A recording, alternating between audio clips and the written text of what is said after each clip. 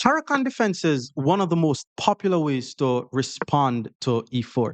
Today, I'm going to be showing you guys a very cool way how to simply use development and principles to beat the Caro defense. You'll be learning all the opening moves. I'm going to be walking you from 500 to 2000, all the middle game plans, and some end game ideas.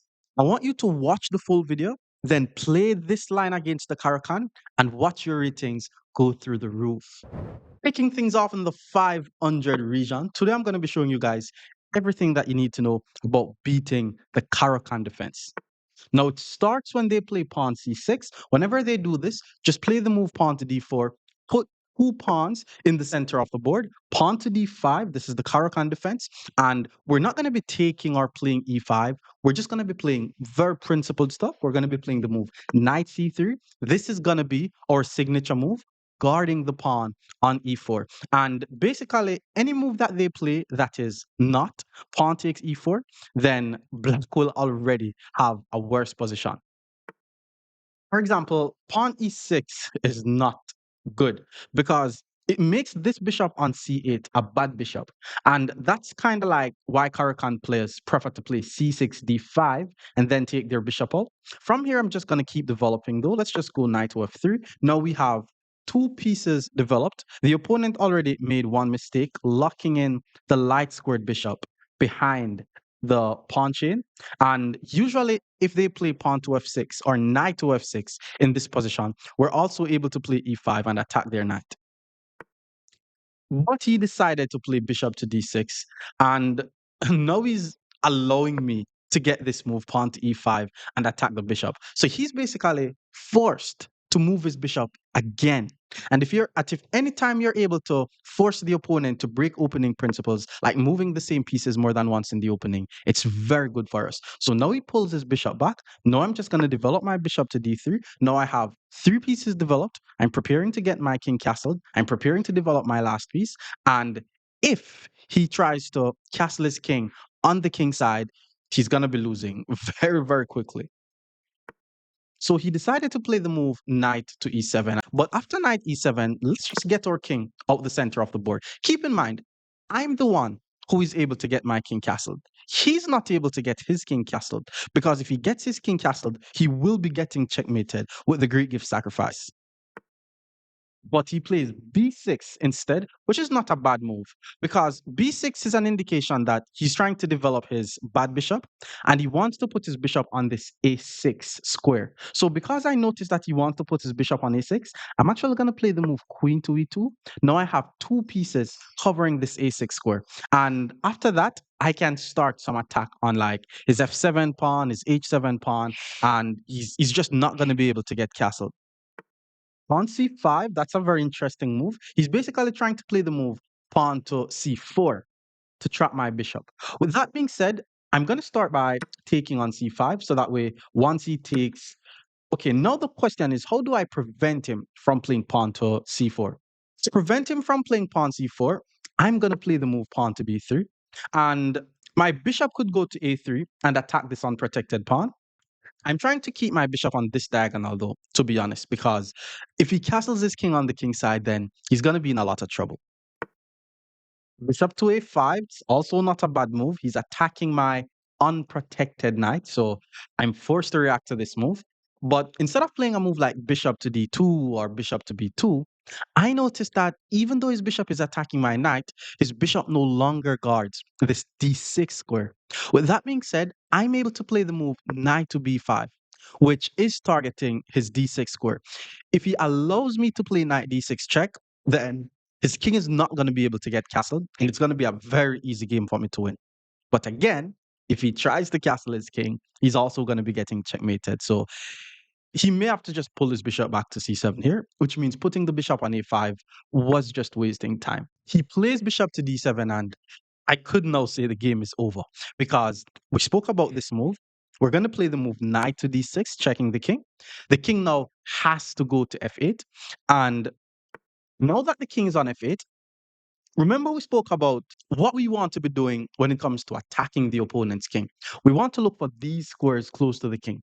Because my knight is already targeting f7, I'm now going to play the move knight g5. Now I have two pieces targeting the f7 square.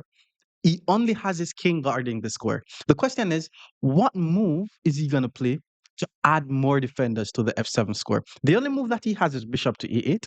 Let's see if he's able to even find bishop to e8. Okay, so he did find bishop back to e8. I'm attacking f7 twice. He's now guarding f7 twice. What should we do? I'm going to play the move queen to f3. Now I'm targeting the f7 pawn three times. How is he going to add more defense to the pawn? Not sure. I mean, there is pawn f6, and if I takes, he takes my knight. But once I take on g7 or e7, that should lead to a checkmate.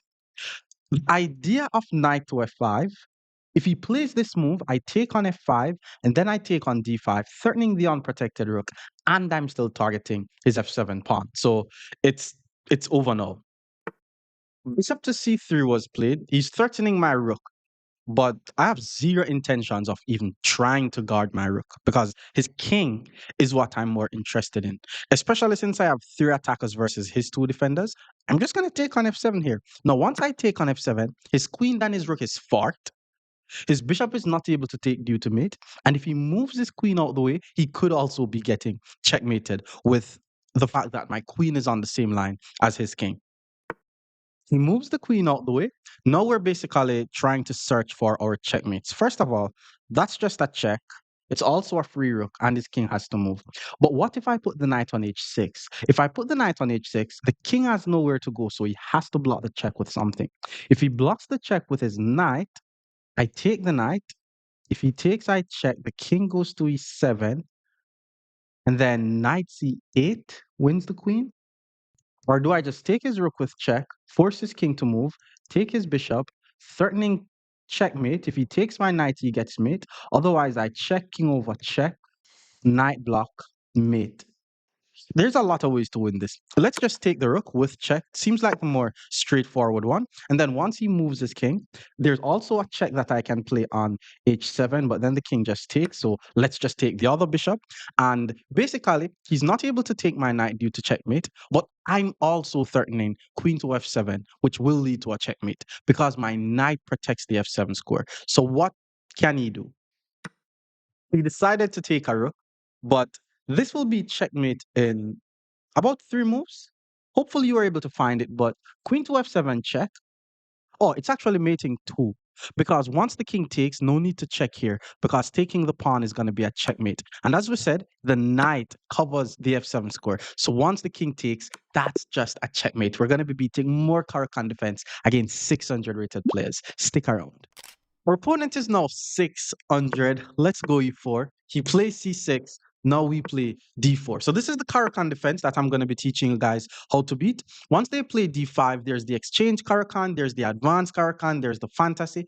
But I want you guys to be following the principles of chess. So I want you guys to just play the move knight c3 and guard the pawn. Because in this situation, if they take, they're now helping our knight to get to a very nice centralized square. And any move that is not take, by the way, is actually bad and harmful to black's position. For example, if they play knight f6, we play e5, and we're forcing the knight to move.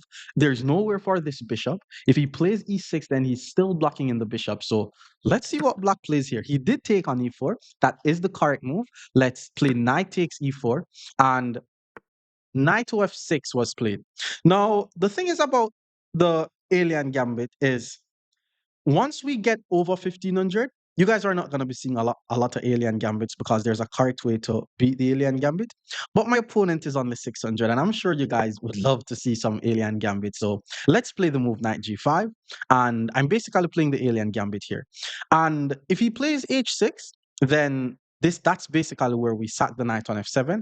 If they do not play h6, don't sack the knight on f7. The whole idea of the alien gambit is to punish them for the light square weaknesses that they're going to be creating. So, for example, this guy decided to play the move pawn e6. We don't sack on f7 until the pawn comes to h6. So we play the move knight to f3, and we're also threatening to play the move knight e5, and there's not going to be a way for him to protect the f7 square. Okay, bishop to d6 was played by the opponent. That's a nice move, by the way, because I'm still not able to sack because he didn't play h6. And if I play knight e5 takes, he trades the queens off the board. With that being said, let's play the move bishop to d3, finishing our development. If he plays pawn to h6 now, then we should be able to sacrifice, and then all our pieces are going to be attacking his king. Otherwise, I'm expecting him to castle his king. If he castle his king, then that's just a decent move. Now he plays b5. That didn't really do anything, to be honest. B5 didn't do anything. He needs to focus on his development. He needs to focus on getting his king up the center of the board, or at least chasing away my knight. Let's get our king out the center. Once my king is out the center, I will start my attack because basically all my pieces are active, including my undeveloped bishop, because there's no other squares that I could put my bishop where it's still active. So I'm thinking of just playing knight e5 at this point, targeting f7. For example, bishop to b7. Now he's trying to say that he fianchetted his bishop, but the bishop is still not active, pointing towards his own pawn. So, and because the bishop is not guarding e6, I'm actually thinking of sacrificing my knight on f7. Doubt it will work though because there's king to e7. So let's just play knight to e5. No, so basically, if someone does not play h6 to allow you to play the alien gambit, your plan should be to get both of your knights targeting this f7 pawn. If he's not careful, he's gonna be losing his f7 pawn. If he is careful and decides to take my knight, I take back and his knight is under attack, which is still losing for him. Castling, I was about to say, is the best move in the scenario because it keeps his pawn guarded. But once he castles, I'm thinking of just queen to f3, queen to h3, and then start targeting his h7 pawn. I'm also thinking of just playing the move knight takes h7, and then after knight takes h7, I play queen to h5, knight f6, queen h4, and it should be leading to some very dangerous stuff actually. Knight d7. Okay, let's start with queen to f3. I think queen to f3 is less risky. Queen to f3 pins his c6 pawn, by the way, so he's not able to play c5. I really liked the idea of sacrificing on h7, but it was just a bit risky. Pawn to h6, I'm expecting. Pawn to h6 chases away my knight. Okay, that's his first mistake because, okay, he took on e5, but I have two pieces attacking h7. With that being said, once I take back on e5, my pawn is attacking his knight, which is the main defender of his h7 pawn. And then he decides to play the move queen to d5, which is weird because maybe he thinks I take his queen, he takes. But what if I just take the free knight, bro? That's just a free knight. But let's say I don't take the free knight. Is there a way where I could avoid trading the queens? Let's say queen g3. His knight is still under attack, and then if he moves the knight, I still take on h7 and I win. So because after takes, queen takes, check, king over, it is winning, but it's not mate. So I'm thinking of just moving my queen to, let's say, g3, guarding this pawn, keeping this pawn under attack.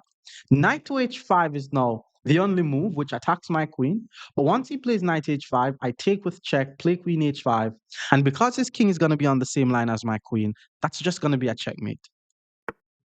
Okay, so he decided to move his rook out the way, did not try to move the knight. So let's just take a free knight. Now his h7 pawn is still hanging. And if he decides to take on f6, my queen is on the same line as his king. So that's going to be like an immediate checkmate. So what will he do to not get mate here? Okay, he plays pawn to c5. He's trying to set up some little checkmating tricks on g2, but my queen is guarding g2. I have two pieces attacking h7. He only has his king guarding h7. So let's take on h7 with check. Now he's forced to move his king either to f8 or h8. And in both of these cases, I'm now able to take on g7 with check. If his king moves, I'm able to queen. But then if his king takes, his king is now on the same line as my queen. And because his king is on the same line as my queen, and I have a knight that is in the way, I'm now able to play the move knight takes e6. This is called a double check, but it's also called that is covered attack. Now he has to move his king because it's a double check. He's not able to put the king here. If he puts the king to h7, then that's going to be a checkmate. So basically, this position was like a checkmating tool. Unless he puts the king on f6, putting the king on f6 is not too bad because I'm not really seeing the checkmate, and that's what he did. Now I'm thinking of playing bishop g5, and then after king takes, I play rook e1 check. And then after he puts his king on the same line as his queen, then I play rook to d1 and I win the queen. Otherwise, I mean, there's a check king over here. I'm not seeing any mate. So let's just bring more pieces in the game with tempo. King takes his force. Now we bring even more pieces in the game with tempo. That's a check. I'm basically forcing his king to step behind his queen. And now once the king, wait, do I have mate? Okay, I want to play rook d1 to pin his queen, but is rook e7 mate? Rook e7, if king c8, that's mate. Rook e7, if king, okay, this is actually a checkmate in two moves. So let's do the mating too. Let's play the move rook to e7, check. If the king goes to c8, that's a checkmate. If the king goes to c6, then that's also a checkmate. He moves the king to c6, but that's just checkmate. We're beating more Caro defense against 700 players. Stick around. Our opponent is now 700. We're going with some Caro-Kann defense. Let's go d4. We're playing against the Caro-Kann, basically. Knight c3 is our signature move, guarding the pawn. And then knight to f6 is the first mistake. This is actually a mistake. Taking on d4 is the best move. Whenever you see them play knight to f6, play the move pawn to e5. Force them to move the knight again. You're basically forcing them to break opening principles. And the moment they pull their knight back to d7, you want to hit them with pawn to e6. We spoke about this. We're attacking the knight, but we're secretly trying to get them to expose this diagonal. There's a little trap here that only works like 1 out of every 100. Like when you check, they block with the queen, you guard the queen, they take the queen, they get checkmated. But that's Hope Chess 101. Instead, let's play the move bishop to d3, attacking the g6 square. So now we have two pieces that is targeting these two diagonals pointing towards their king. And my fellow viewers, the move pawn to c5 is a complete mistake. And the correct move in this position is actually a very nice queen sacrifice. But in order for us to win this, we're going to start by playing the move queen to h5 check, punishing him for exposing this diagonal. He's going to block with the pawn. We're going to take on g6, sacking the queen. And then once he takes on g6, bishop takes g6 is just going to be a checkmate. So let's play queen to g5 check. He has to block with the pawn. He blocks with the pawn. We sack the queen with check. Now he just has to take the queen, and that's going to be a checkmate. He took the pawn, and that's just a checkmate. We're going to be beating more Caro-Kann defense against 800 level players. Stick around. Our opponent is now 800. Let's go e4. Caro-Kann defense, we play d4, we control the center of the board, and then after d5, we don't take the pawn, we don't play the advance, we just develop. We just follow regular normal opening principles, and already this poses a problem to Black's position because if they don't know that they have to take on e4, then their next moves are just weird. Like e6 is bad, knight f6 is bad. He did decide to play knight to f6, but whenever you see this knight to f6 move, just play e5. Force them to move the same pieces more than once in the opening stage of the game. And then whenever they play the move knight to d7, I want you guys to keep in mind about this move pawn to e6. It's actually a sacrifice. We attack the knight and we attack the f7 pawn.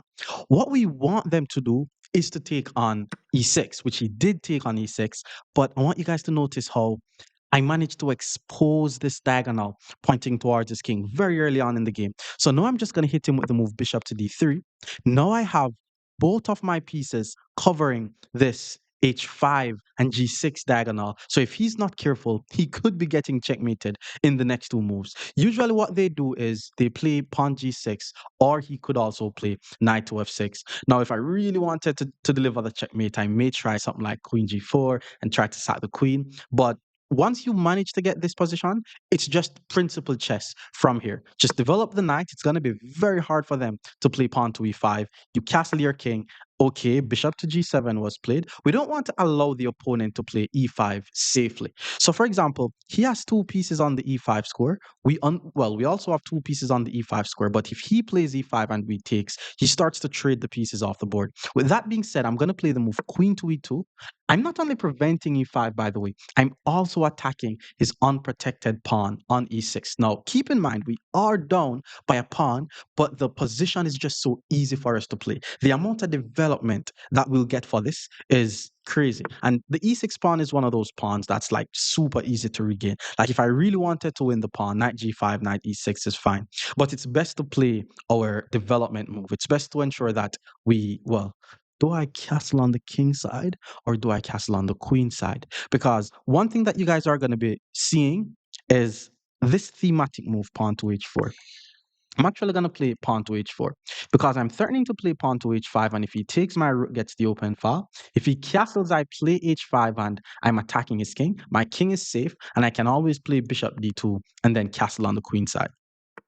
So queen to c7 was played. Didn't really do much. Assuming he wants to play c5, e5 is not possible. Let's just play pawn h5 and continue with our plan. Now, once the pawn gets to h5, that's what we want because we're now attacking g6 twice. He's only guarding g6 once. So if he does not immediately react to this move, he's about to be down by a pawn. If he does react to the move, then my rook gets a very nice open file.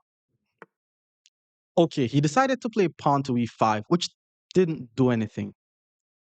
Well, okay, maybe you could say if I takes, he finally gets to develop his bishop, or well, I'm just gonna take with the knight actually, because I mean, I wouldn't mind if he give up his bishop for my knight. And I want you guys to notice most of the time when we play e6, they have to eventually play e5 if they're trying to get their bishop in the game. Anyways, now I have three pieces targeting his g6 pawn. If he takes, I just take and I'm fine. I'm still gonna be threatening g6. And now that my knight is no longer on f3, if he takes on h5, my queen takes back on h5, and he could either be losing the queen or getting checkmated. So he decided to play knight to d7. My knight on e5 is now under attack 3 times. I'm currently guarding this knight only twice, so I have to be careful. Taking on g6, he takes on e5, he gets some play.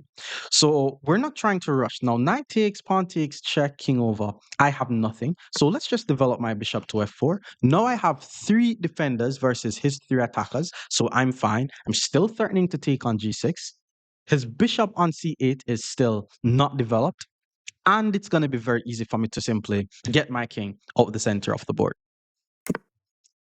He castles the king, which is not a terrible move because the moment the king is castled, my bishop on f4 is under attack. I'm thinking about some possibilities of sacrificing that bishop though. For example, if I take on g6, he takes the bishop. I take on h8 with check, and if the king goes over, that's mate. If I takes, rook takes, check. If the king goes here, that's also very strong. So we're definitely not trying to save that bishop. Let's take on h6. And I also have too many pieces in the attack here to worry about a bishop. Rook takes f4. I'm also thinking of queen h5, but he should be able to play h6. He did take on f4. Now we take on h7, and he's at least going to be getting mated or losing a lot of material. But he decided to put his king on h8, which is the worst square for the king because that's just a checkmate. But let's keep beating the Caro at the 900 level. Stick around. Our opponent is now 900. Let's hit him with e4. It's basically 1,000. But we're still going to be using principled signature move knight c3 against the Caro defense. And for some reason, all the persons below 1,000 already make mistakes on the third move. Okay, that's not a mistake. That's a card move. Let's take on e4. And below 1,500, we're definitely going for the alien gambit. Above 1,500, we need to play some good chess. So in this video, you guys are going to notice against players who are above 1,500, I take on f6. This is the Tartakov variation. But once you're below 1,500, we're hitting you with the alien gambit. And if pawn to h6, we sack on f7, and we're going to be playing a very aggressive game because nobody below 1,500 is just going to know all the right ways to play against this. Now, immediate queen to d5 was played. It doesn't do much apart from developing the queen early. Like, what if I just play c4? If I play c4, he's forced to move the queen again. So that's wasting a lot of time. But let's just play the move knight to f3 first. We could always play c4 afterwards. Now he decided to play pawn to h6. And he's basically saying, if I sack on f7, he's not going to play king takes. He's going to play queen takes. And then if I play knight to e5, he moves his queen. But that's why I'm going to play the move pawn to c4. So that way I'm attacking his queen. And the queen is not able to check me on the e file. He is able to check on a5.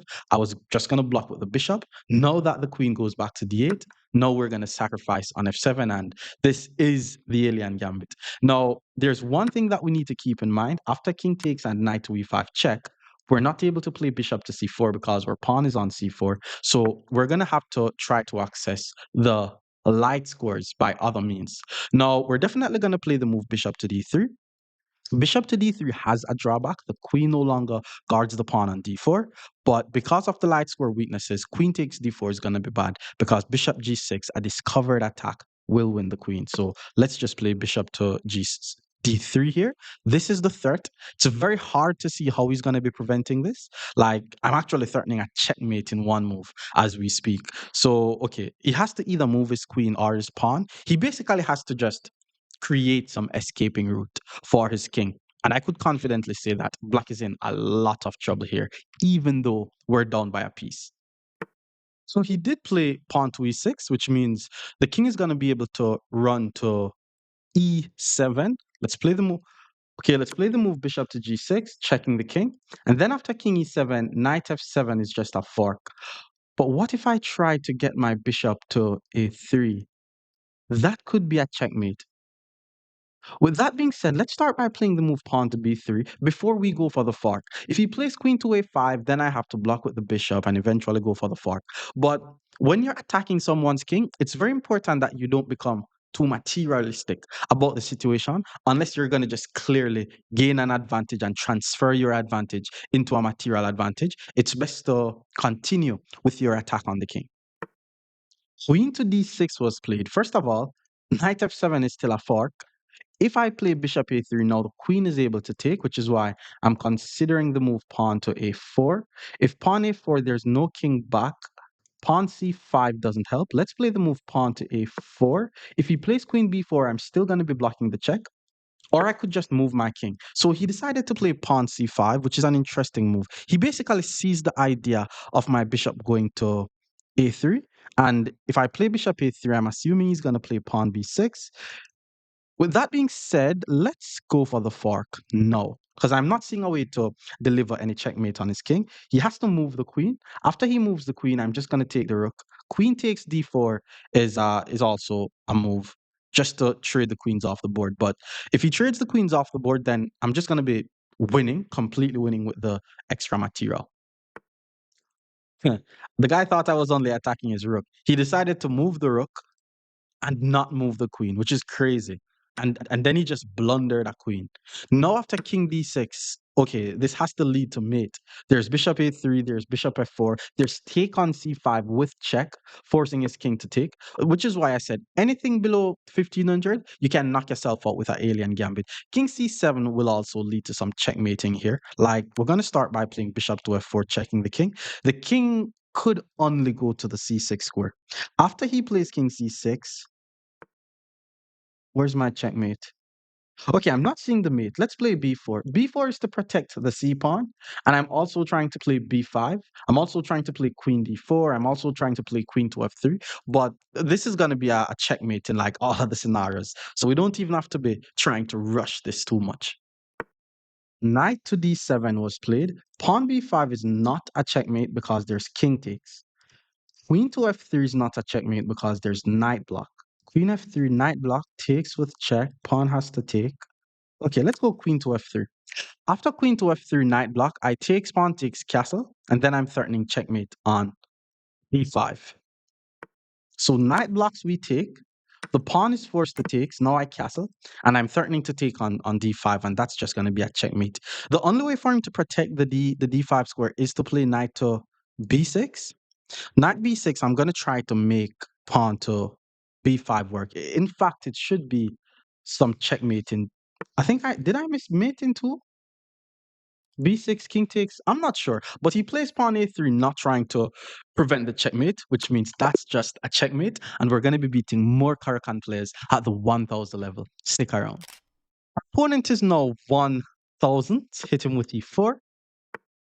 Against the Caro-Kann, we're playing d4 here, just controlling the center of the board And against d5, we play the thematic knight c3.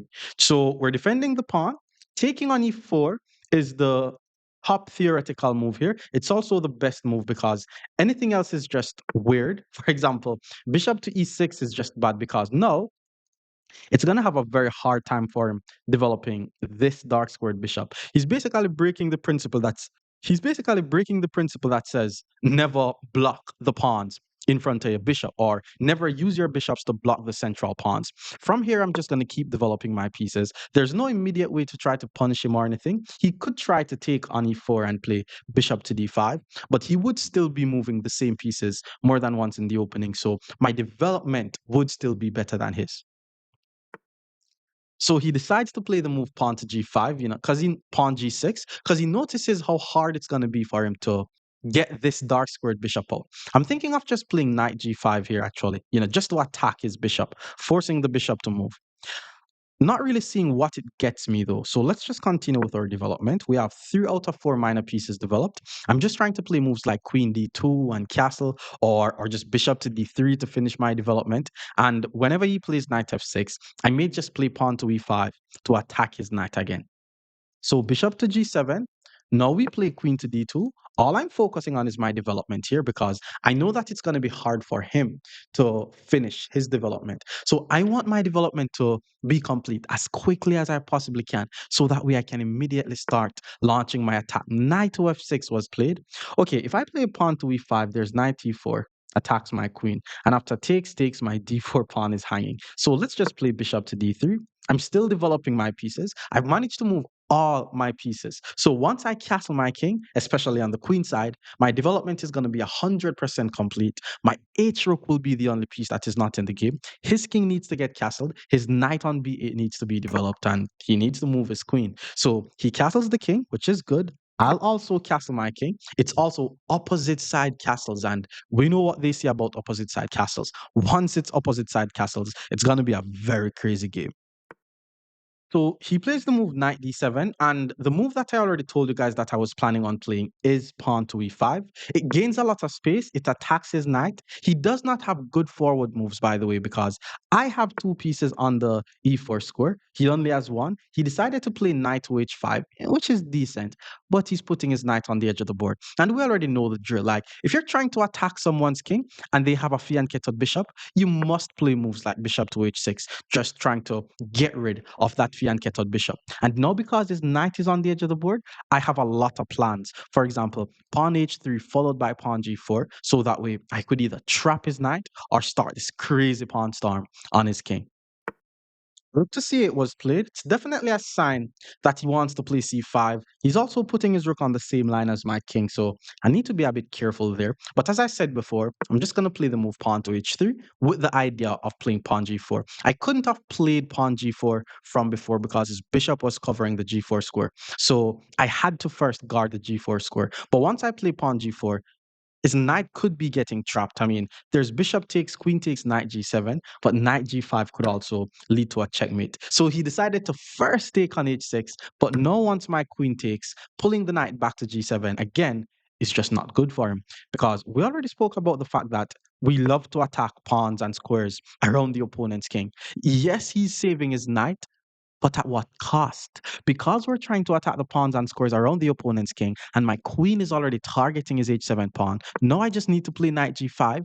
I'm threatening a checkmate, and I'm not seeing any way in which this guy can prevent the checkmate. So he's basically going to be getting checkmated 14 moves into the Caro defense.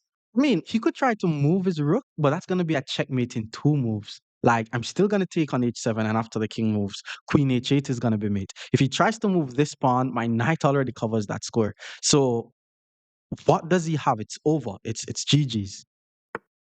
Okay, so he did play the move pawn to f6, but we're not going to be taking here because that's just a checkmate. We're beating more Caro-Kann defense at the 1100 region. Stick around.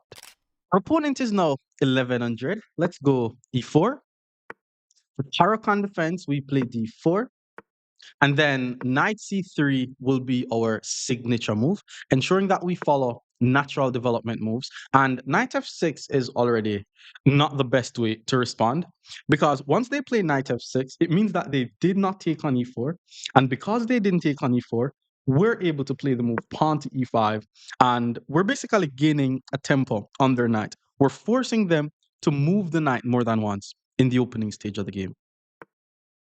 Okay, so knight back to d7 was played, and the next move that I'm about to show you guys is super thematic.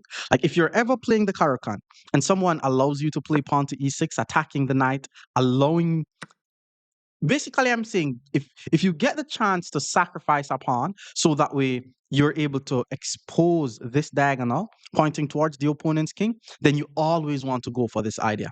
We're going to be following up with making them, or making it so hard for black to play e5, and black is going to have a very hard time developing the rest of their pieces. Now, the move that I'm intending on playing is just knight f3, bishop d3, and castle, but I'm going to start by playing the move bishop to d3 because I'm threatening a lot of stuff on this diagonal pointing towards his king. He puts the knight back on f6 because, okay, he doesn't want my queen to get to the h5 square, but the whole point is to make it very hard for him to play the move pawn to e5. Now I'm going to play the move knight to f3. And if you look on the position, it's kind of like an alien gambit, but I did not sacrifice a piece. So he decided to play pawn to e5 because he needs to develop his light squared bishop. I could take with the knight. If I take with the knight, I'm fine. I'm thinking of just taking with the pawn though, just because it gains tempo on his knight. But if I take with the pawn, there is knight e4 though. And that's going to make it a bit easier for him to defend. So let's just take with the knight. And I got back the pawn that I sacrificed. He plays knight to d7. We're not going to take because to take is a mistake. So, wait, do I have any tactic here? Like on this diagonal? Like, what if I just play knight g6 and attack his rook? If I play knight g6 and attack his rook, he's not able to take due to mate. So he has to move the rook. After he moves the rook, though, I don't see what I have. Let's just castle the king. Let's stay principled. Let's get our king out the center of the board. He plays pawn to e6, and then I'm going to go bishop to g5, developing my last piece. Now he plays bishop to e7, getting rid of the pin. And to continue my attack, I'm going to play the move queen to f3 with the whole idea of playing queen to h3. That's my plan. I want you guys to notice how my king is out the center of the board. His king is in the center of the board. You could say he's trying to get his king castled, but once I play this and he castles his king, queen h3 attacks e6 and it applies pressure to his h7 pawn. So it's actually going to be a very hard position for him to defend, even though he manages to castle his king. So for example, let's go queen to h3. I'm attacking the unprotected pawn on e6, and I have two pieces attacking his h7 pawn. Now, he also has two pieces guarding the h7 pawn, but I'm thinking about a lot of ideas to remove the guard of the piece that he has guarding the h7 pawn. So I'm not seeing how he's going to be defending against this, but let's see what he comes up with. Queen to e8 was what he came up with, and sad to say that this is already losing because, okay, he did not guard the e6 pawn, so I'm able to take on e6. But after he plays king to h8, what do I have? Like, there is knight g6 check, pawn takes g6, queen back to h3, but it's not a checkmate because he's able to block with the knight. H7 pawn is what I'm trying to win. I'm trying to win the h7 pawn, but his knight guards the h7 pawn. So we're not going to be using a tactic called removing the guard. The thing is, if I start by playing the move bishop takes knight, the other knight takes on f6 and h7 is guarded. With that being said, I'm going to take the knight on d7 first, getting rid of this. So if he decides to take with the d knight, he's still losing his h7 pawn. He took with the bishop. Now I take on f6, and we've successfully did a removing the guard tactic, which means we're going to be winning the pawn on h7. May not lead to a checkmate because his king is actually able to run towards the center of the board. But, you know, being ahead by a pawn in this position is all I needed. He thought he was about to get checkmated, by the way, which is why he plays pawn to g6. That was very weird of him. And now I'm ahead by a piece. I'm just thinking about trading the pieces off the board now, like takes, queen takes, swing my rook in the game, and I'm fine. But let's pull the bishop back to e5 so that way he's not able to play e5 and attack my queen because his light squared bishop is on the same diagonal as my queen. So I need to be careful that there's no e5 discovered attack. And then after bishop to f6 is played, now I'm going to use the time to swing my rook in the game. And this is winning. I'm not necessarily trying to go for checkmate right here. I'm just trying to ensure that all my pieces are active. But the correct plan is to eventually go for a checkmate on his king. He guarded the bishop. Now I need to get this rook in the game. Let's play the move pawn to f4, guarding my pawn even more. And then, okay, queen b4 was a nice move. He's threatening d5, he's threatening b4. But we know that offense is the best defense. The queen is no longer defending his king. Like, what's wrong if I play something like queen g3 or queen g4 with the whole idea of sacrificing my bishop on g6? This could very well lead to a checkmate. With that being said, let's play the move queen to g3 in this position. My queen is on the same line as his king. He pulls the bishop back to guard his g6 square, so he basically knew what was coming. And I'm thinking of playing h4. Like my b pawn is under attack, but I have no intention of guarding the pawn. I could take, there's rook takes. I could also play f4. F4 is definitely the move because I want to play h4, h5 to attack g6. Okay, immediate f4. He takes, I takes. What do I get? Let's go f4. If it happens, bishop takes. I'm threatening to play bishop takes bishop to e6, which is why he took on e5. Now I may check on e3 first. I don't think I'm forced to do that though. Like, I'm just gonna take back with the pawn. He doesn't really have much. Let's just take with the pawn. The thing about the position though is I'm still not able to take on g6. He's not able to take because my rook is guarding. My knight is not necessarily under attack, seeing that way the queen guards the knight. If I check, he moves the king. With that being said, let's just advance our pass pawn up the board. If I could get my pawn to e7 and attack his rook, that could do some damage. And I'm still ahead by a piece, so it's very hard for white to go wrong in this position. Rook to f6 was played. My bishop is still not under a lot of attack here. If I takes, he has rook takes, so I have to be careful. Okay, I have a very nice tactic here, which it's actually a cool tactic. I just saw it, but his queen is actually misplaced on b2. And this rook to b1 move is very strong because once I play rook to b1, he's not able to take my knight because it's guarded. He has to play the move queen to a3, but he will be putting his queen on the same line as my queen. With that being said, okay, does it work? I was thinking of sacking my knight on d5.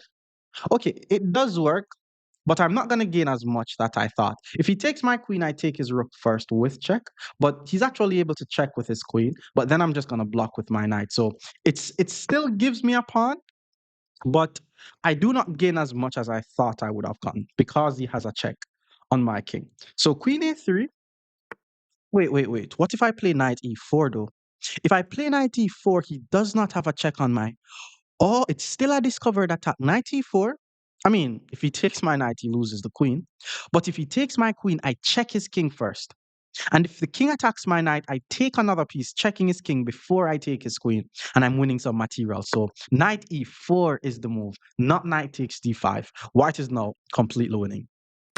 So he decided to trade queens. Let's not take. We're going to be playing something called an in-between move, where we take on f6 first with check, forcing his king to respond. And again, we still don't take the queen because he's going to take our knight. We're going to be playing another in-between move, taking on e8 with check. Now, once he decides to take the rook, do we take the queen? Or do we play even more in between move? It's now just GG's. So he took with the rook. We could take, and then after he takes, we take.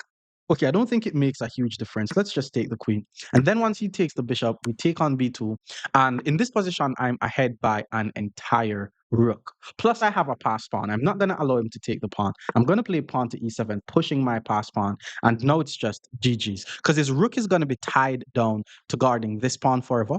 Because his pawn on f5 is pinned, I'm going to play pawn g4, applying more pressure to the pawn. I'm going to take with check. I'm going to play rook f8. I'm going to trade the last pair of rooks off the board, and then it's completely over at this point. Okay, he's trying to trade rooks, but before we trade rooks, let's take on f5 with check. It's still called an in-between move. Now he has to play the move king to e6. We take the rook, the king has to take, and now I'm just going to be taking all his pawns and checkmate his king. So let's start by playing king to h5. The whole idea is to just start taking all his pawns. I'm now gonna, well, my opponent resigns. Let's keep beating the Caro against 1,200 players. Stick around. Our opponent is now 1200. Let's play e4. We're going to be beating more Caro-Kann defense. C6, we play d4. This is the Caro-Kann defense. And then once they play d5, we just play the move knight c3. And this is the signature move that we're going to be using against the Caro-Kann defense.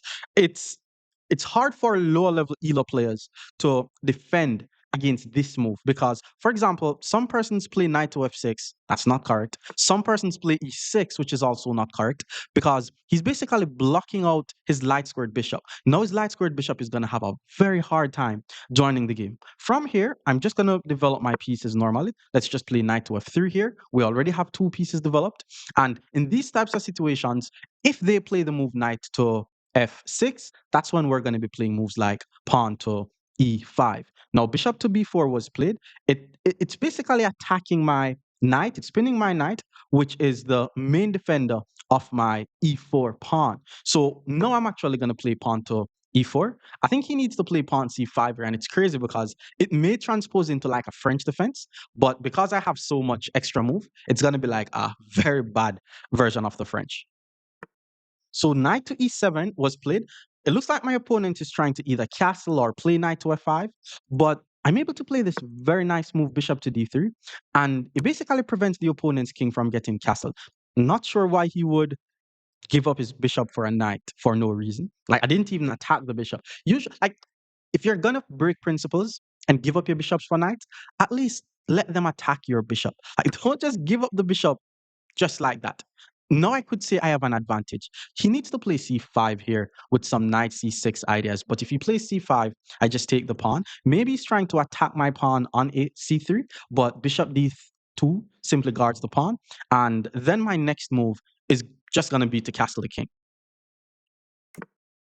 Okay, he decided to castle the king, and this position is actually completely losing. We're 7 moves into this Caro-Kann game, by the way. And I didn't mention it, so if you know the idea of the Greek gift, then that's very nice. It basically happens when there's no minor piece that is guarding the h7 pawn, and there's no minor pieces that is able to guard the h7 pawn. And you're able to sacrifice your bishop on h7, and then once the king takes, you have your knight and your queen that is able to join the attack. Now, whenever they decide not to accept the Greek gift sacrifice, we're still going to play the move knight to g5 and just defend our bishop, basically. Because the plan from here to deliver the checkmate is to get our queen on the h5 square. So, for example, now that he plays knight to g6, it's funny to say, but he's going to be getting checkmated in like little moves. Let's go queen to h5. It's actually over here. I mean, the best he could do is sack his queen, but even if he sacked the queen, I'm going to take the queen and he's still going to be getting checkmated. And that's because the queen and the king is on the same line. So once I move my bishop out the way and he moves his king out the way, I'm just going to checkmate him on the next move, which is why he resigns. We're going to be beating more Caro-Kann defense against 1,300 players. Stick around. Opponent is now 1,300. Let's go e4, beating some more Caro-Kann. d6, now we play d4. And after d5, we play knight c3. This is the whole idea. This is the whole theme that we're learning from this video. There's a lot of ways to continue here, but the main way is to play pawn takes e4. I've seen pawn g6, but it doesn't really do much. Okay, the opponent decided to play pawn to e6. This is not good, by the way. This is basically turning the Caro-Kann defense into the French defense, which means that this bishop on c8 is just going to be a bad piece for the remainder of the game. With that being said, let's just keep developing our pieces though. Let's just play bishop to f4. Let's keep developing. I'm trying to play moves like queen to d2, castle the king, knight to f3, just regular, normal developing moves. And the opponent plays pawn b5. This is a lot of unnecessary pawn moves, to be honest. I think he's trying to play b4, which would chase away my knight, which is the main defender of my pawn, then win the pawn. So all I'm going to do, though, is just play pawn to e5. Now I'm gaining space in the center of the board. The center is closed, which means time is not as important. If he plays b4 and I play knight back, I'm just going to be maneuvering my pieces towards his king side, so that way I'm able to start deadly attack on his king. With that being said, there's actually nowhere safe for Black's king because if he castles on the king side, all my pieces are already going to be pointing towards the king side. He could try to leave his king in the center, seeing that way the center is closed. If he does that, then I may try to think about some pawn breaks like f5 to open the center of the board. Queen to a5, another move that I was not expecting. He's pinning my knight though, and I'm assuming he's trying to apply some pressure to my knight. It's nothing that I'm going to be afraid of. So let's just continue with our development. If he decides to play bishop to b4 and apply pressure to my knight, I could either play knight d2 to guard my knight, or I could just play bishop to d2 so that way I'm able to play queen to g4 and attack this weak pawn on g7. Oh, he plays b4. I wasn't expecting that move. It doesn't really do much though. That's the thing. Because I'm just going to pull my knight back to e2. I'm assuming he's trying to play b3, which would tap my king once he moves the pawn. But then I'll just put my knight back on c3. And if he takes the pawn, he's helping my development. So b4 wasn't really the best. I'm just going to play knight f3, followed by castling my king here. But I wouldn't say black has a terrible position. There's still plans of playing, let's say, pawn to c5, with the whole idea of trapping my bishop with pawn b4. Okay, he plays b3, discovered attack on my king. Let's put the knight back on c2. He's basically helping my development if he takes on c2, because then my queen takes. And if he takes on a2, I'm able to play rook takes and attack his queen. So moving the pawn from b5 to b4 to b3, just to help my development, is like the whole meaning behind to take is a mistake. Because not only did he waste all of these moves, he's also putting my queen on a good square. So from here, my plan is to simply develop my knight, castle my king, and I'll be fine. Bishop to b4 doesn't really attack anything because my knight is already guarded twice. So let me just develop my knight to f3. Let me get my king out the center of the board. Let me use the principle of neutralization to chase away the bishop out of my half of the board. And as we spoke about from before, his king is also just not able to get castled. So I love my position here. So knight e7, I castle my king. I guess he has to play something like knight g6 before he castles his king. But up on knight g6, I'm just going to pull my bishop back, hit him with h4, h5. Like anytime you see a knight on g6 or g3 or b3 or b6, always play h4, h5 ideas to attack the knight. But seeing that my bishop is under attack, I have to move my bishop out the way. Let me just pull the bishop back first. Bishop g3, bishop g5, those would have also been very good moves. But once I play h4, I'm winning actually, especially if he castles his king, because I already completed my development, which means I'm preparing to start my attack. He hasn't completed his development, so I'm in the middle game while my opponent is still in the opening. Okay, so he decided to play knight to d7. Let's continue with our plan. Let's play pawn to h4 with the idea of playing pawn to h5, chasing away his knight. And if he plays pawn to h5, trying to prevent my pawn from going to h5, it becomes a drawback mistake because his pawn on h7 is doing a good role trying to protect his knight on g3. Pawn c5, that's a decent move. I'm thinking of playing knight b5, but then he's able to play pawn c4 and attack my bishop. But then I take his bishop, attack his queen. And then if he takes, I'm able to check. Yeah, let's go with this idea. This is a very nice plan. Knight to, and how I'm able to find this is I noticed that his d6 square is a weakness. And as we spoke about, is a weakness is usually a pawn or square that can't be guarded by another pawn. So let's hit him with knight to b5. I'm trying to jump my knight into this d6 square. Now, you could say the bishop is kind of covering d6, but because I have the tension here, then I'm just going to trade his bishop off, then get access to the d6 square. And if he allows me to play the move knight d6, his king will not be able to get castled, and it's going to be even worse for him. Which is why he decided to trade the bishops on d2 first. But I'm now going to be playing something called an in-between move. I'm sure you guys have heard me saying this a lot, which is before we play the move that, we intend to play, we're going to play the move. We're going to play a forcing moves first, where, for example, knight to d6, he has to react to knight to d6 check.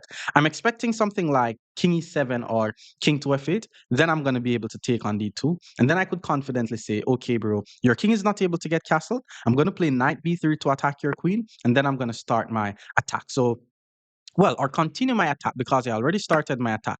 Let's take here. Knight takes h4 is definitely something. If he takes on h4, then I play knight b3 and hit the queen, hit c5, and I should be fine. If I could get the chance to play moves like f5, f4, and then get my rook in the game, it's also going to be bad for him. He took on d4, which is not a bad move because now he's threatening to take on e5. And once he takes on e5, my knight on d6 is going to be misplaced. So first, let's just play knight b3 because that was the plan. Let's play knight b3 and attack the queen. And then I'm thinking of f4 to guard e5. Okay, queen back to b6 was played, and I cannot afford for him to take on e5. So my pawn on h4 is under attack. I was considering to take on g6 first, then play f4. But if I take on g6, he takes with the h pawn. f4, there's rook takes. Okay, let's think about it. Okay, let's just play f4, to be honest. If he plays knight takes, I'm not scared. If knight takes, I may play g3 to attack his knight, but I may just swing my rook on a in the game. But he decided to play bishop to a6, which makes some sense. He's trying to trade off his weak bishop so that way he's able to get his rooks in the game. But okay, I don't see why I need to take. I prefer to make him take because we know that to take is a mistake. And because he did not take on h4, let's just play h5 and attack his knight. If he has to pull his knight back to f8, then his h rook is going to be permanently misplaced out of the game. And that's going to be very good for me. So he traded the bishops first. Let's take on d3. He's helping my queen. His pawn on d4 is also super vulnerable. I'm expecting knight back to f8 though. Like I'm thinking of f5. Only downside of f5 is some knight takes e5 moves and attack my queen. So I have to ensure that that does not work first. Oh, he plays knight h4. I guess he's trying to put his knight on this f5 square, which is that's not the best square for the knight though, bro. Because let's say pawn g3, knight f5, takes, takes, takes. It's just a pawn. I'm not sure why he's willing to sacrifice a pawn. I'm also thinking of queen g3, and then once he moves the knight, I take and then take on g7. Or I could just start by playing the move knight takes d4. But knight takes d4, then my knight is going to be pinned, so I need to be careful of that. G3. Let's just play g3 and take the free pawn. Knight f5 is forced, and I guess he's saying that he's getting rid of my very strong knight on the d6 square. So that's definitely an argument. But with a king being on e7, it has to be winning for white. Let's take the knight. Once he takes back, I could decide not to take and then take on d4, but because my knight is going to be pinned, I'm not going to be able to take on f5 in time. So let's just take on f5 with the queen.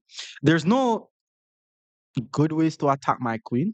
I need to get my rooks in the game though. Like my queen by itself is not going to be able to carry out a successful attack. But once I get my rooks in the game, then the attack is going to be brutal.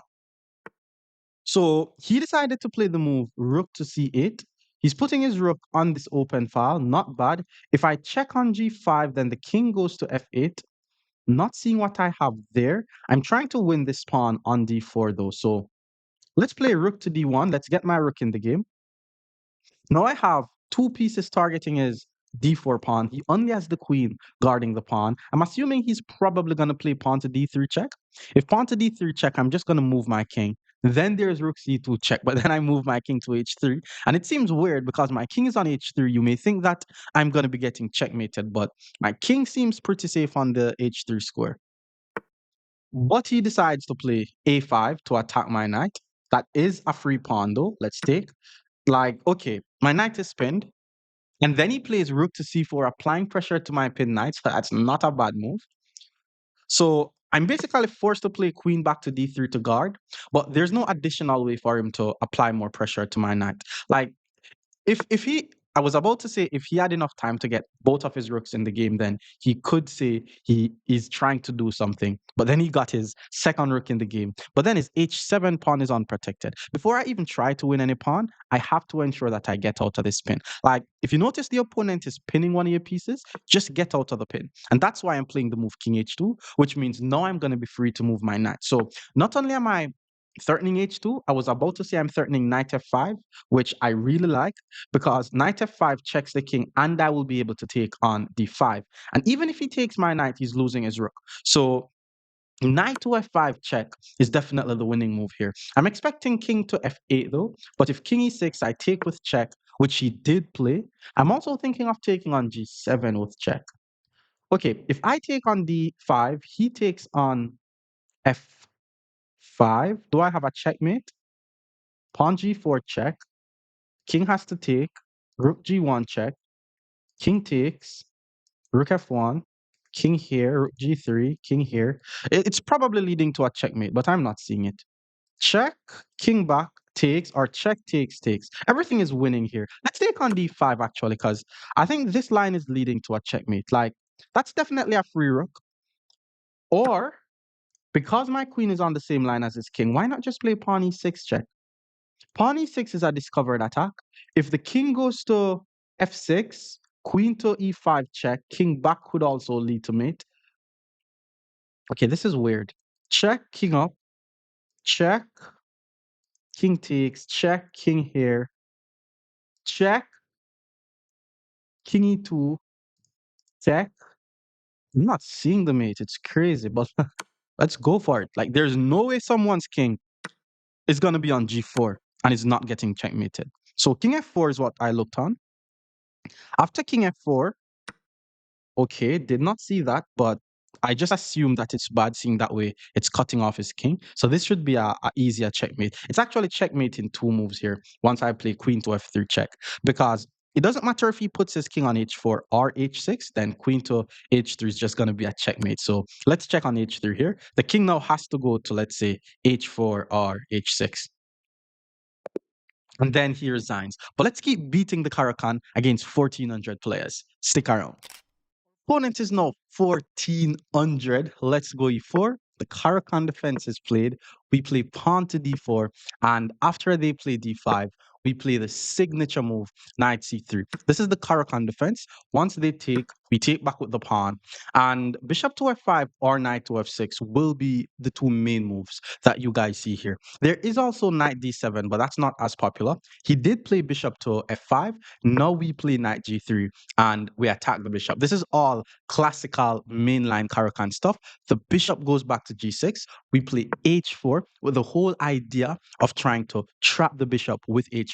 Now, after h6 is played, we still play h5 to hit the bishop, waiting on the bishop to move.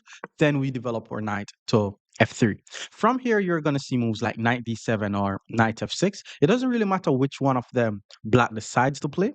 We're always going to be playing the move bishop to d3 with just the whole idea of exchanging the light squared bishops off the board.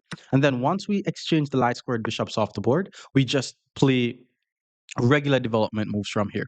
We're going to develop our bishop to d2, not f4, due to queen to a5 check. We're going to castle our king on the queen side. We're always going to be castling our king on the queen side once we play against the Caro with this variation. Now, whenever you see this bishop to d6 move, it's usually a sign that they want to take on g3. And the purpose of knight g3 was to chase the bishop back to h7. So we usually put this knight back to e4 anyways. Now we're hitting the bishop and attacking the knight. But from here, what we're going to be seeing is the knight being traded. Our queen is going to be on e4, but then the knight is going to be able to get to f6 and attack our queen. But this is fine. We're just going to castle our king on the queen side, and we're going to have a space advantage, and we're going to be able to use our space advantage to create our advantage and win the game. So knight d7, we castle the king. Usually the knight will still move to f6. But anytime there's a knight on f6 attacking your queen, we're always going to be pulling our queen back to e2, so that way our rook stays on the same line as the opponent's king.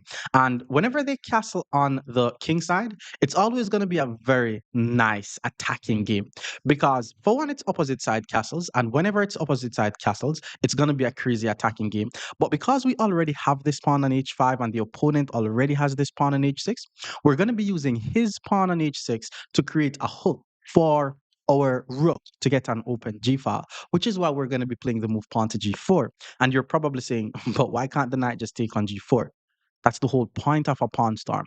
The whole point of a pawn storm is for you to get rid of the pawn so that way your rooks gets the open file. So if he dares to take the free pawn on g4, once I hit him with rook g1, it's going to be GG's. Because if he plays f5 to protect the knight, he's going to lose the e6 pawn.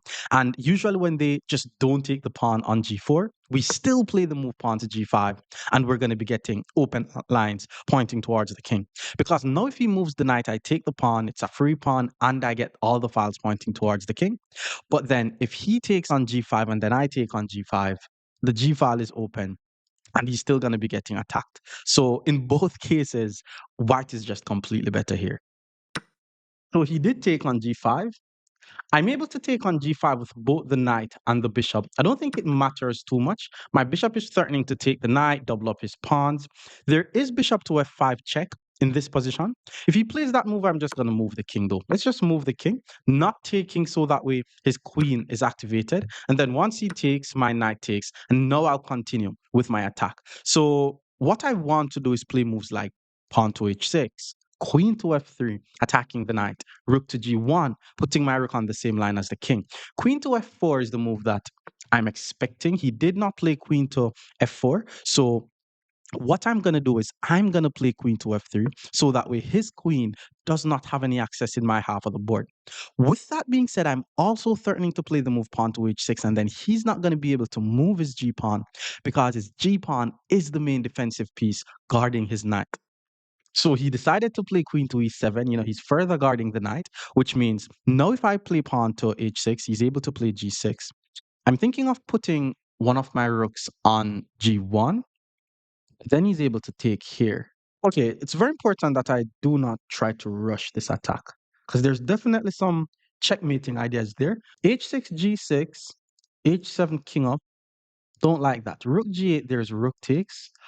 Also don't like that. So I'm going to start by playing queen to g3. Let's line up the queen on the same line as the king first. I want to be able to play rook g1, and then if he takes on d4, I'm able to sack my knight and go for some checkmate or put my knight on some fancy scores. Rook to d5, applying some pressure to my knight. Let's just play rook to g1. This was the plan in this position. Now his g7 pawn is under attack. My knight is in the way, but the g7 pawn is still under attack because the moment I put my knight anywhere, and I'm thinking of the h7 square, I'm going to have two pieces attacking his pawn. He's not going to have any pieces defending the pawn. I'm assuming he's going to play queen to f8 now, just to add some defense to the pawn. The thing is, though, even queen to f8 doesn't work because I'm able to play h6, and then if he plays g6, I sack the knight because the pawn on f7 guards g6. He decided to take on d4, so it's going to be an easier way for me to win this game. I'm just going to start by playing the move knight to h7. I'm not only attacking the knight, I'm also threatening checkmate on g7.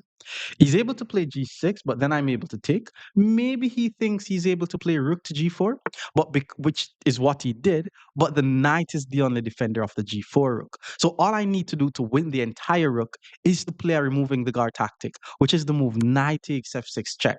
Now he has to take my knight with his queen, and then I simply take a free rook on g4, and I still get to attack his king.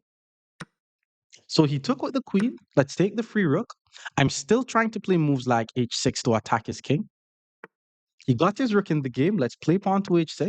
It's very important that I don't fall for any little back rank mate, but there will not be any back rank checkmates there. Let's play pawn to h7, just pushing our pass pawn, forcing his king in the corner of the board. And there's many ways to win this, but the easiest way is to just play queen to h4, forcing the queens off the board. So once he takes, I take back. I'm ahead by an entire rook. Rook to d7 is to guard his 7th rank, but I'm just going to play pawn c3. I'm just trying to trade the last pair of rooks. Once I trade one of the rooks off the board, it's going to be just so easy for me to just take all his pawns and win the game. Now that he plays f5, it's going to be making it even easier for me because that was a drawback mistake. His f pawn no longer guards his g6 pawn. So now I take on g6 and I'm threatening a checkmate on g8, which means he has to step back with his rook.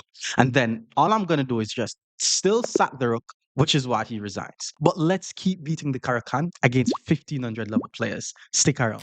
My opponent is now 1500. Let's go e4. He's playing the Caracan defense. Let's go d5, d4. And once he plays d5, we play knight c3. Okay, takes we take here. Knight f6 is the main move. I do not recommend the Alien Gambit over 1500. I mean, it's very, very strong, but there is actually a way to beat it. And because there's a way to beat it, I always assume that my opponent is going to play the best move. So let's just take on f6 and play the natural, normal position. Now, after e takes, we play c3, which is the main move. We're in the Tartakow variation of the Caro defense. If bishop to d6 is mainline. Whenever we see bishop d6, we go bishop d3. And just for you guys to understand what we're trying to do, we're trying to target the h7 pawn. So let's play bishop to d3 here, targeting the h7 pawn. The plan from here is to play the move queen c2, further targeting the h7 pawn. And more than likely, we're going to be castling our king on the king side. But it all depends on what the opponent does.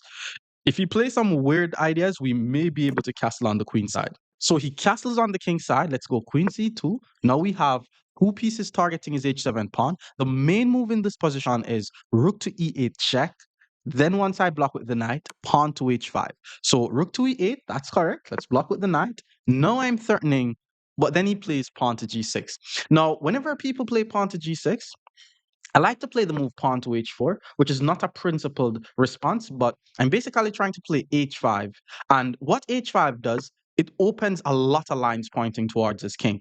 And bishop to g4 doesn't really help because, okay, it's an idea because if I play f3, he checks on g3. If I move my king, both of his bishops are under attack and he's going to lose the game. So let's play pawn to f3 and force his bishop away. Now he has to move the bishop. I'm thinking on of h5. Bishop to g3 check is definitely something though. I'm not going to lie. Bishop to g3 check. Once I move my king to f1, his bishop will always be under attack on g3. So I don't think it's worth it for him to be wasting so much time, especially since my development is not bad, to be honest. Like, I just need to move my dark squared bishop and castle my king. Or let's just say I'm not able to castle my king. I just need to move my dark squared bishop and all my pieces are going to be playing. So he decided to pull the bishop back to e6, which means now I'm able to play h5 and there's no bishop to, oh, there is actually bishop to g3 because if I takes bishop b3 wins my queen. But now I'm going to play h5 and this is called a pawn storm for the persons who don't know what a pawn storm is. Basically, you're using pawn to open lines for your pieces. So I'm trying to take on g6 so that way my rook gets the open file and then I can use this to start an attack. Bishop to g3 is a very good try. It just doesn't work. It's kind of like hope chess. Like he wants me to take his bishop so that way he checks and win my queen. But once I play king f1, now his bishop is under attack and I'm threatening to take on g6. He could also be getting checkmated in the next few moves because of this little trick that he tried. Queen to d6 was played guarding the bishop. I'm not going to take. I'm going to take on g6. Taking on g6 is strong. It's almost winning. It's winning. It is winning taking on g6. Because I was just about to say taking with the f pawn doesn't help because, okay, I have three pieces in the attack. This is completely winning. I'm going to sack the bishop. He's not going to take back due to mate. But let's talk about how do we find these types of moves. For one, you study the opening. You know what the attacking ideas are. That's one. But two, you always want to try to look for moves or look for the pawns around the opponent's king so that way you're able to target these pawns. Once I take on g6, his king is now completely exposed. Okay, he is able to take back on g6 because if I take king f8, it's not going to be a mate. But for one, I'm able to take the bishop and I'm going to be ahead by two pawns. But two, I'm also able to play rook to h7, which could be the move that leads to a checkmate. I am also threatening to just take a free pawn on h7 as well. So this is just Caro gone wrong for black in this position. Oh, he took on g6. Guy gone mad. Let's take king f8 is forced. Guy gone mad. Okay, let's not worry too much about taking this bishop because we want to be considering our forcing moves first. So worst case scenario, we take the bishop, we're ahead by two pawns. What are our checks? Bishop h6 is a check, rook h8 is a check. If I play bishop h6, the king runs to e7 and I'm not really seeing what I have. If I play rook to h8, the bishop blocks. But then if the bishop blocks, am I able to play bishop h6 check now? But then the king moves though. If the bishop blocks, I should be able to sack my rook. King takes, take. Okay, do I have a checkmate though? That's the question. I have so many winning moves. Can I play rook to h7? If I play rook to h7, that's not a check. And seeing that it's not a check, he doesn't have any way to check my king. But there is rook to e7. If rook e7, he prevents this queen g7 move, but then rook h8 is mate. If rook to h7, how does he protect the g7 square though? Let's say he moves his rook.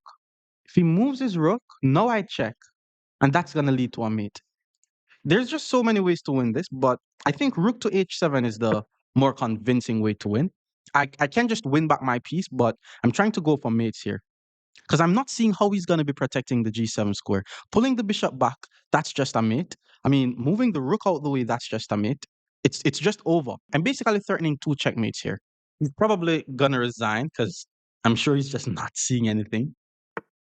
Okay, he decided to play the move rook to e7, but as we spoke about, the king just has nowhere to go. So once we play the move bishop h6, we're bringing more pieces in the attack, and he's now forced to block with his rook, by the way. And then once he blocks, well, he decided to resign. But let's keep beating the Caro against 1600 players. Stick around. Opponent is now 1600. Let's go e4. Caro defense. Now we go d4. Very simple stuff. And then after d5, we play knight c3. So this is going to be the first scenario that you're used to once you play against the Caro-Kann. They usually always take on e4. We take back on e4 with the knight. And the two main moves that you're going to be seeing here is either bishop to f5, the classical variation, or knight to f6. Pawn to e6, that's definitely a move, but for when it blocks out the bishop, it didn't really challenge our knight. So it didn't really pose any problems to us, basically. So we really just need to develop our pieces normally here. And then he's going to have long-term development issues because he didn't develop his light squared bishop. Now he decides to play this move, knight to f6. And one little idea that I want you guys to keep in mind is whenever persons play knight f6, you could always play the Tartakov variation with knight takes f6. I'm also thinking about some ideas like knight g5 here. But let's play the move knight takes f6. This cannot be good for him. Like, I don't think it's wise for him to be developing his queen this early. Like, first thing I'm thinking of is bishop d3, so that way I'm able to trap his queen with bishop to g5. But if I start with bishop to d3, he plays h6 and his queen is not getting trapped. So let's play the move bishop to g5, developing the bishop, gaining a tempo on his queen. So all we're doing is developing here. He's able to either play queen g6 or queen to f5. In both of these cases, I'm also going to be gaining more tempo on his queen. So for example, queen to f5 was played. Now I play bishop to d3. And just like that, we have three pieces active. He plays queen to a5 check, which is a decent move. Like, I'm thinking of playing pawn c3, but I'm expecting him to play h6 and chase away my bishop anyways. So let's just pull the bishop back to d2, gaining more time on the queen. And then I'm just going to prepare to get my king out the center of the board. I was expecting bishop to b4. And okay, to take is a mistake. We already established that. Like, we're not going to be taking something unless we see how it benefits us. So instead of us taking that bishop, we're going to play the move pawn to c3. We're basically forcing him to break opening principles because now he has to be moving the same pieces more than once in the opening. And this cannot be a good situation that he's in. Like, I'm preparing to either castle my king on the king or the queen side based on what his king looks like. I'm thinking of just castling on. I think I may have to just castle on the king side, to be honest. But I actually want to play h4, and then if he castles his king, I start some attack with bishop takes h7, and that would be like a very nice Greek gift sacrifice. So let's just delay our castling one more move. Let's play the move queen e7. It's a development move. Like, anytime I tell you guys to delay your castle, don't delay your castle and waste time. If you have to waste time to delay the castle, then you're wasting time. So now he plays queen b6. Now I'm thinking of castling on the queen side because again, I'm expecting him to castle on the king side. And okay, he does not have to castle on the king side, but if he does not castle on the king side, then his king is going to be in the center of the board. And once his king is in the center of the board, our goal is going to be to open the center. For example, now he plays a5, which means he wants to play a4, a3, and start an attack on our king, which means he has no intention of castling his king. So now we have to look on some scenarios on how are we planning on opening the center to get some access to his king. And I'm thinking of this move, knight to e5. I mean, almost all my pieces are already doing something except like my h1 rook, my d1 rook. And there's no immediate way to get these pieces in the game. So it's very important that I centralize my knight and play very active moves. And I also want to play moves like queen to g4. I want to play moves like f4, f5 because his king is in the center. Good thing for me is his king is not safe if he castles it on the king side. So knight d7 was played. And in this position, I noticed that I have a space advantage. Whenever you're playing your games, if you have a space advantage, you don't necessarily need to, or you don't necessarily want to be trading the pieces off the board. The more pieces that you're able to keep on the board, the better the situation is going to be for you. But the idea that I had was to play the move queen to g4 and target his weak g7 pawn. We have to start looking for some weaknesses in his position. And the two main weaknesses that I'm seeing is his f7 pawn and his g7 pawn, because the f7 pawn is only being guarded by the king and the g7 pawn is unprotected. With that being said, if he decides to trade the knight, it's going to be hard for him to guard his g7 pawn. These are the types of moves that we want them to play. For example, pawn to g6. Now we could say he's creating dark square weaknesses around his king. Now I'll play the move queen to f4. I'm threatening the weak f7 pawn twice. I'm also trying to start gaining access to those weak dark squares around his king. Eventually, I also want to play moves like h4, h5. So basically, I started my attack. There's no attack on the queen side for him because he don't really have a lot of pieces in the game. He decided to take with the knight, and I'm thinking of taking with the queen, seeing that it attacks the rook. Pawn to f6 would attack my queen, would weaken his position, but I really like the idea of taking with the pawn because now I have even more control over his dark squares in this position. If he castles the king, he still has dark square weaknesses. I'm thinking of playing bishop to e3 as well to attack his queen. And if he castles his king, I may play moves like h4, h5 to start my attack on his king. And remember when I told you guys about this light squared bishop will just not have a future in the game? That's basically what I was talking about, which is why Caro players, it's usually best for them to get their light squared bishop out first. Now he plays a4. He doesn't care about castling. He doesn't care about developing his bishop. He's going for some attack, which is not there. Again, if he pushes, I'm just going to play b3 and no attack is there. So let's play the move pawn to h4 here. I'm trying to get my h rook in the game. I'm trying to play moves like h5 and then take on g6, and then my rook is going to be super active. Now he plays h5, it's just a smart move. He's trying to prevent me from playing h5. I'm thinking of playing g4 here, to be honest, like just going against his pawn structure. G4, if he takes, I'm thinking of h5 immediately. And then after he plays pawn takes, I'm not really seeing exactly what I should do after that. And if I play g4 takes, he may get to take on f2, but then I'm able to play rook to f1 and attack his queen. He has no counter-attacking move on my queen. He has to pull his queen back, and then I'm going to be able to sacrifice my bishop, and this has to lead to some checkmate. So let's go for g4. Now, I want you guys to notice how I'm doing a lot of calculation. Like, being good at endgames will be helping your calculation. He plays bishop to d7. I think he's trying to finally get his king out the center of the board, but even if he tries to castle, he will no longer be guarding his f7 pawn. So that's going to be a free pawn. If I take, he plays rook takes, I play bishop to e2 to attack the rook. And then but now he's able to play the move rook to f5 to attack the queen. So I still have to have some level of being careful here. There's also bishop to e3 to attack the queen. And if bishop c5, I go queen f6 to attack his rook. Yeah, that's a nice idea. But then he takes with check. So maybe I have to trade first, then play queen f6 to attack his rook. Okay, so let's go for this idea. Let's go bishop e3. In this position, I have what is called the initiative. which means I'm the one who's controlling the attacking moves. Whenever you have the initiative, it's very important that you try to keep the initiative. It's super important that every single move that you play is an attacking move where you're forcing the opponent to respond to your move. So he did play bishop to c5. And what we spoke of is if I play immediate queen f6, he takes with check. So I take on c5 first. Then once his queen takes, we play queen to f6 and we're attacking the rook. The good thing is his king is not able to get castled. I mean, he could castle his king this way, but I'm just going to sack my bishop on g6. Still not calculating anything because those sacrifices usually have to work.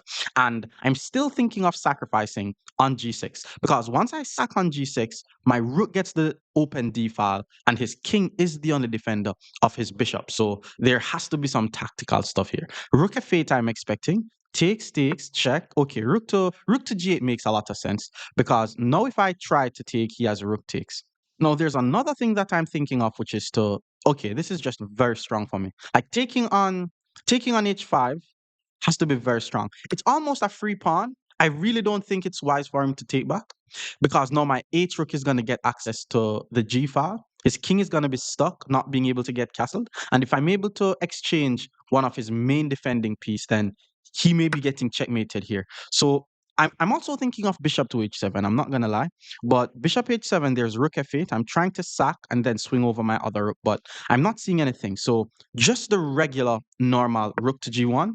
Now every piece is doing something. My queen is also doing a very good job guarding my pawns. I just think it's bad for him to take. It has to be just bad. Because once we do the trade, he can't castle his king. Okay, I was expecting queen to f8, but yeah, these are not the type of defensive moves that you want to be playing. I think I'm about to win his queen with a very nice idea here. Like, you guys should be trying to find the moves that I'm going to be playing. But the move bishop to h7 here is just very strong. I'm basically trying to gain full control over the g file. So that way, once I hit him with rook to g8, I'm either pinning the queen or winning the game, which is why he played the move rook to h8. That's a very strong move. I really want to sack, not seeing it working just yet. He's attacking my bishop. Let's play the move rook to g7, guarding my bishop. Now I have one of my rooks on his seventh rank. Now I'm really threatening to sack. Like if he's not careful, I sack and I win. I think he has to play rook to d8, just bringing more pieces in the defense. But he's already been squeezed here because I'm also threatening to play rook takes f7, which may also win his queen. Like this is just a lot of tactical squeezing happening. Queen to e7, I was not expecting. Queen to e7 does not appear to be a bad move. Okay, let's think. Okay, I think I know what I'm going to do. Takes, queen takes. Oh, that's bad. Takes, queen takes is bad. And if I takes, he takes. Takes, king takes. Takes, king takes. Check, that's also bad. Okay, this guy's defending, man. This guy's defending. If I go here, he gets the castle. Okay, let's go queen to f4. Let's play queen to f4. Keeping an eye. We don't want to trade the queens off the board. Like whenever you're attacking, don't trade the queen. He castles the king, and what I saw was he's either losing this pawn or this pawn. Let's take on f7 and attack his queen. Queen may have to go to c5. My time, I only have 50 seconds on the clock, so I have to play very fast. Once he puts the queen on c5, I may quickly. Okay, that's not the score for the queen, bro. That's not the score for the queen. Okay, let's go bishop g6, x-raying his queen. My bishop is on the same diagonal as the queen, so he has to be very careful. That's a free pawn, by the way, but I'm trying to get more. So he puts the rook here. If I takes, rook takes, queen takes. Okay, let's just trade and then take. This guy's defending very well. I don't know how he's not mated and how I only have 20 seconds on the clock. That's a free pawn. Now, if I check king up, I don't have anything. Okay, let's play f4. I have 20 seconds on the clock. Only 20 seconds, by the way. I'm ahead by 2 pawns, though. So that should be counting for something. Now I just have to play very fast. That could be a free pawn, but he's able to attack my bishop, so may not work. Okay, let's go here. I'm just trying to get to an endgame. Usually, the endgame is going to be easier for me. Like a lot of person thinks the end game is harder because I'm gonna have to promote my pawn and then checkmate, but the end game is actually simpler to play, and my opponent should actually I'm not going to the end game here. But if he moves the queen, I'm going to immediately check on d6. I have to be very careful here. Let's give a check. Now he's attacking this. Okay, now let's take the pawn. Now I'm ahead by 3 pawns. If he takes, I play rook takes and I'm fine. He's not able to move his rook just yet because of this. Now I move my bishop and we're going to start rolling our pass pawn. If he goes here to attack my pawn, I go here to guard it. If he attacks the bishop, I roll the pawn. Okay, let's go here, guard this pawn. Uh, okay, now I'm trying to trade. He's not able to trade. Trading is okay. It's over. That's just a queen. Poor guy. That's just a queen, man. You have to have some better endgame technique, bro. I mean, I didn't play the middle game as well. I had a very nice attack. I got 3 pawns from it, but I could have at least checkmated him. Okay, now I'll go here. So that way he doesn't queen. It's very important that I pre-move in this position. Okay, let's go here, pre-move here. I have 9 seconds, but 9 seconds is more than enough time to win this game. Let's go back to d6 pre-move. Okay, now that's just a bishop. Yeah, it's over now. Was a decent game though. My opponent played some decent chess, but in the end, that's just a checkmate. But we're going to be beating more Caro against 1,700 players. Stick around. Our opponent is now 1,700. Let's go e4. Huracan defense. Now we play d4, just regular development. And once they play d5, we play knight c3, just guarding our pawn. So let's guard the pawn here. The main move in this position is to take. We play knight takes. And then there's 2 main moves here. There's the classical variation with bishop f5, and there's knight to f6, which is some Tartakov variation. Now, whenever they play bishop to f5 and attack your knight, just pull the knight back to g3, so that way you regain the tempo on their bishop. Now they're forced to pull the bishop back to g6. Then once the bishop goes back to g6, there's 2 ways to continue. You could either play knight f3, which threatens to just attack the bishop, or you play this thematic pawn to h4 move. The purpose of pawn to h4 is to trap the bishop, by the way. So you're going to see them playing this move pawn to h6, so that way their bishop is not yet trapped. And before I play h5, I like to play knight f3 with some knight e5 ideas. We're still going to be playing h5. It's very important that you guys understand the purpose of what we're doing with this light squared bishop. Before we trade off this light squared bishop, we want the bishop to be moving as many times as possible. So knight to f6 was played. Usually knight e5 becomes a possibility. And then once the bishop goes back to h7, we're able to go bishop d3. But I'm not seeing exactly why I need to do that. So let's just play h5, hit the bishop, force the bishop to move. And then once the bishop move, we trade off the bishop. So we're basically saying we make the bishop move f5 to g6 to h7, then to take on d3. And because of this, we have this very nice lead in development. Now, Black's argument, though, is the fact that he has a very solid position, so his pawn structures are going to be staying intact. So pawn e6 was played. Let's just go bishop to d2. This is usually the square for the bishop, not to f4. It's actually d2 because there's some queen a5 check possibilities that you don't want to see, basically. And then we're just going to castle on the queen side. And then from here, it's just chess. Now, queen to b6, definitely not one of the main responses to this. He's trying to attack b2, but once I castle my king, I guard b2, I get my king out the center of the board. I mean, black is still doing fine. It's just not the main move. Knight d7, you're going to be seeing a lot. I'm assuming he's also trying to castle on the king side. Now, usually the best place for this queen is on c7 to protect the e5 square. The queen is not on c7, guarding the e5 square. So I'm actually going to play the move knight to e5, applying some pressure to the knight. I'm also preventing the opponent's king from castling, seeing that way, if the king decides to castle, I'm able to take on f7. That would be the drawback principle. But most importantly, I have this queen and rook battery along the d file. So if the knight takes and my pawn takes, he has to be careful not to get checkmated on d7. So it's actually a very tricky situation. I mean, I'm not winning. I think he could just develop his bishops or something, but just taking the knight, I don't think is good. I'm also thinking about the possibility of playing knight c4. He decided to take the knight though, so let's just take and attack his knight. Now, rook to d8 is a very interesting continuation here. I think moving the knight is actually losing, to be honest. I think he has to play this rook to d8 in between move. He did move the knight, and I believe this is already losing, to be honest. Because, okay, first of all, here's what I'm seeing: the d7 square. If my queen gets to the d7 square while my bishop is not on d2, that will be a checkmate. With that being said, I'm going to hit him with the move pawn to c4. And this move is just attacking his knight. So, okay, he doesn't have to move the knight. Let's say he takes on f2, then I win the game. But he did decide to move the knight, and that's just losing. Well, it's not losing based on checkmate, but I'm able to just take on b4 here.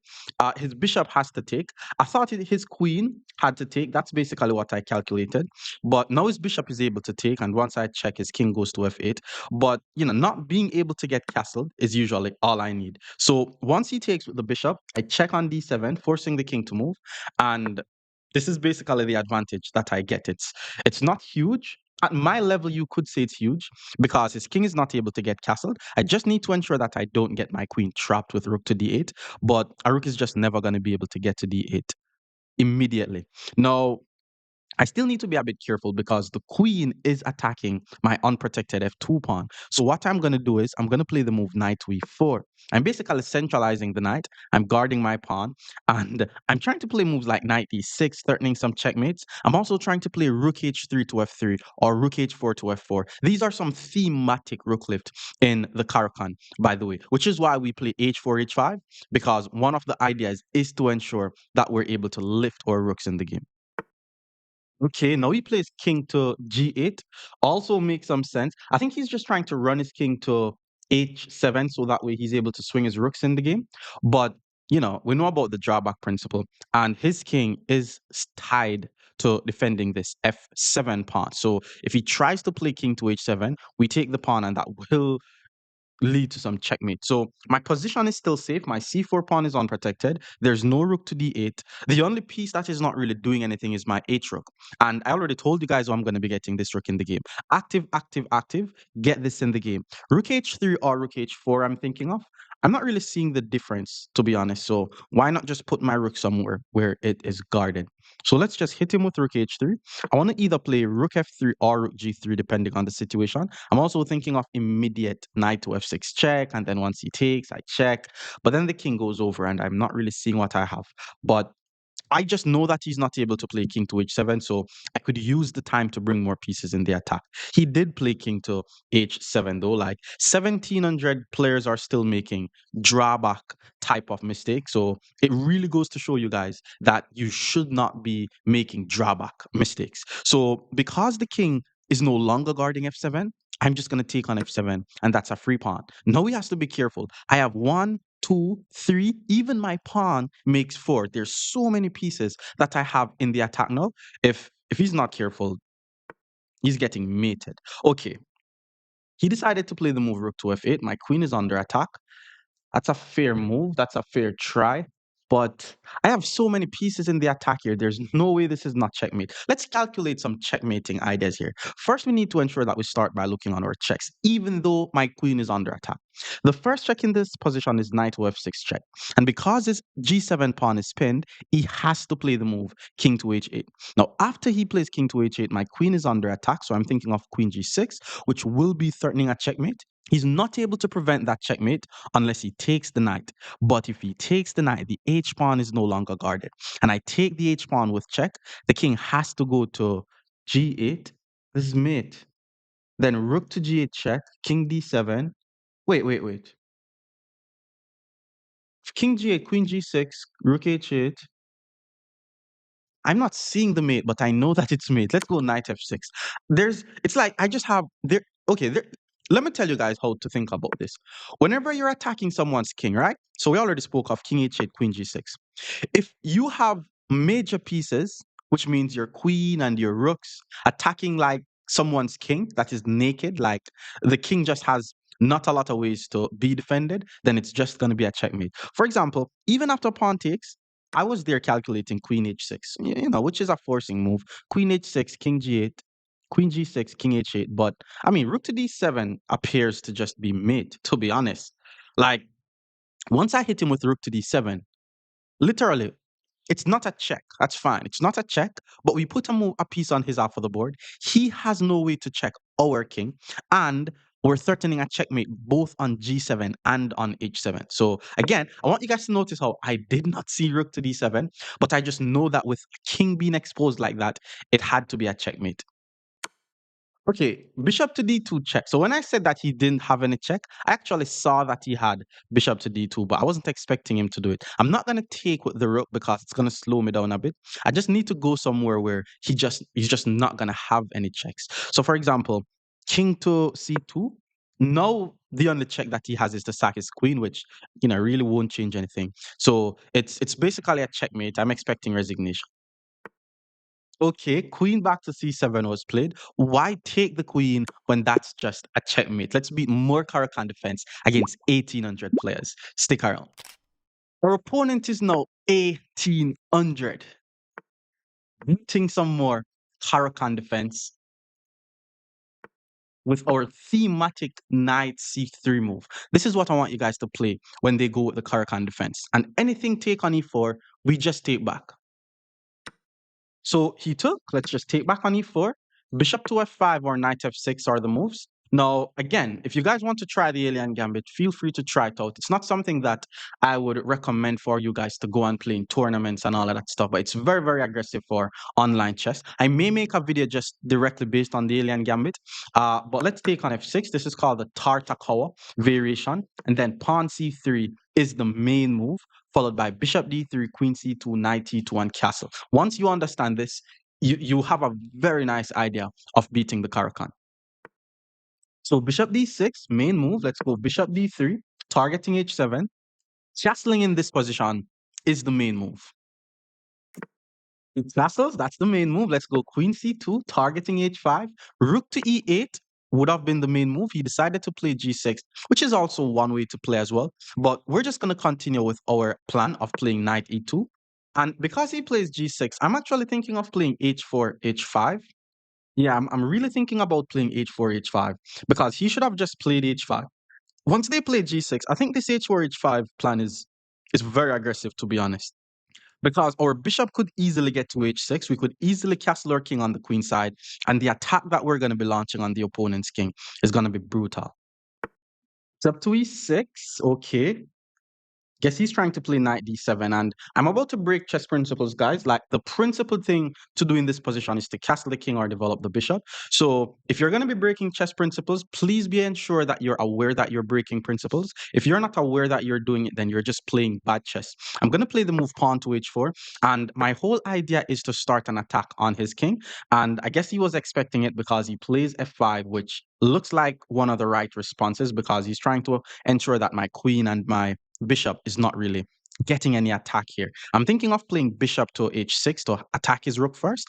I don't think I need to rush bishop h6 unless if I play h5, he plays g5, which is not possible because he's going to lose this pawn. So let's play h5 here. I'm trying to open the line for my rook, and again, I'm aware that I'm breaking opening principles. That's the difference between me and you. You're not aware that you're breaking opening principles. You keep your king in the center of the board and you get mate. I'm not going to keep my king in the center of the board for too long. So he plays the move rook to e8. Now if I takes, I guess he's going to take with the f pawn.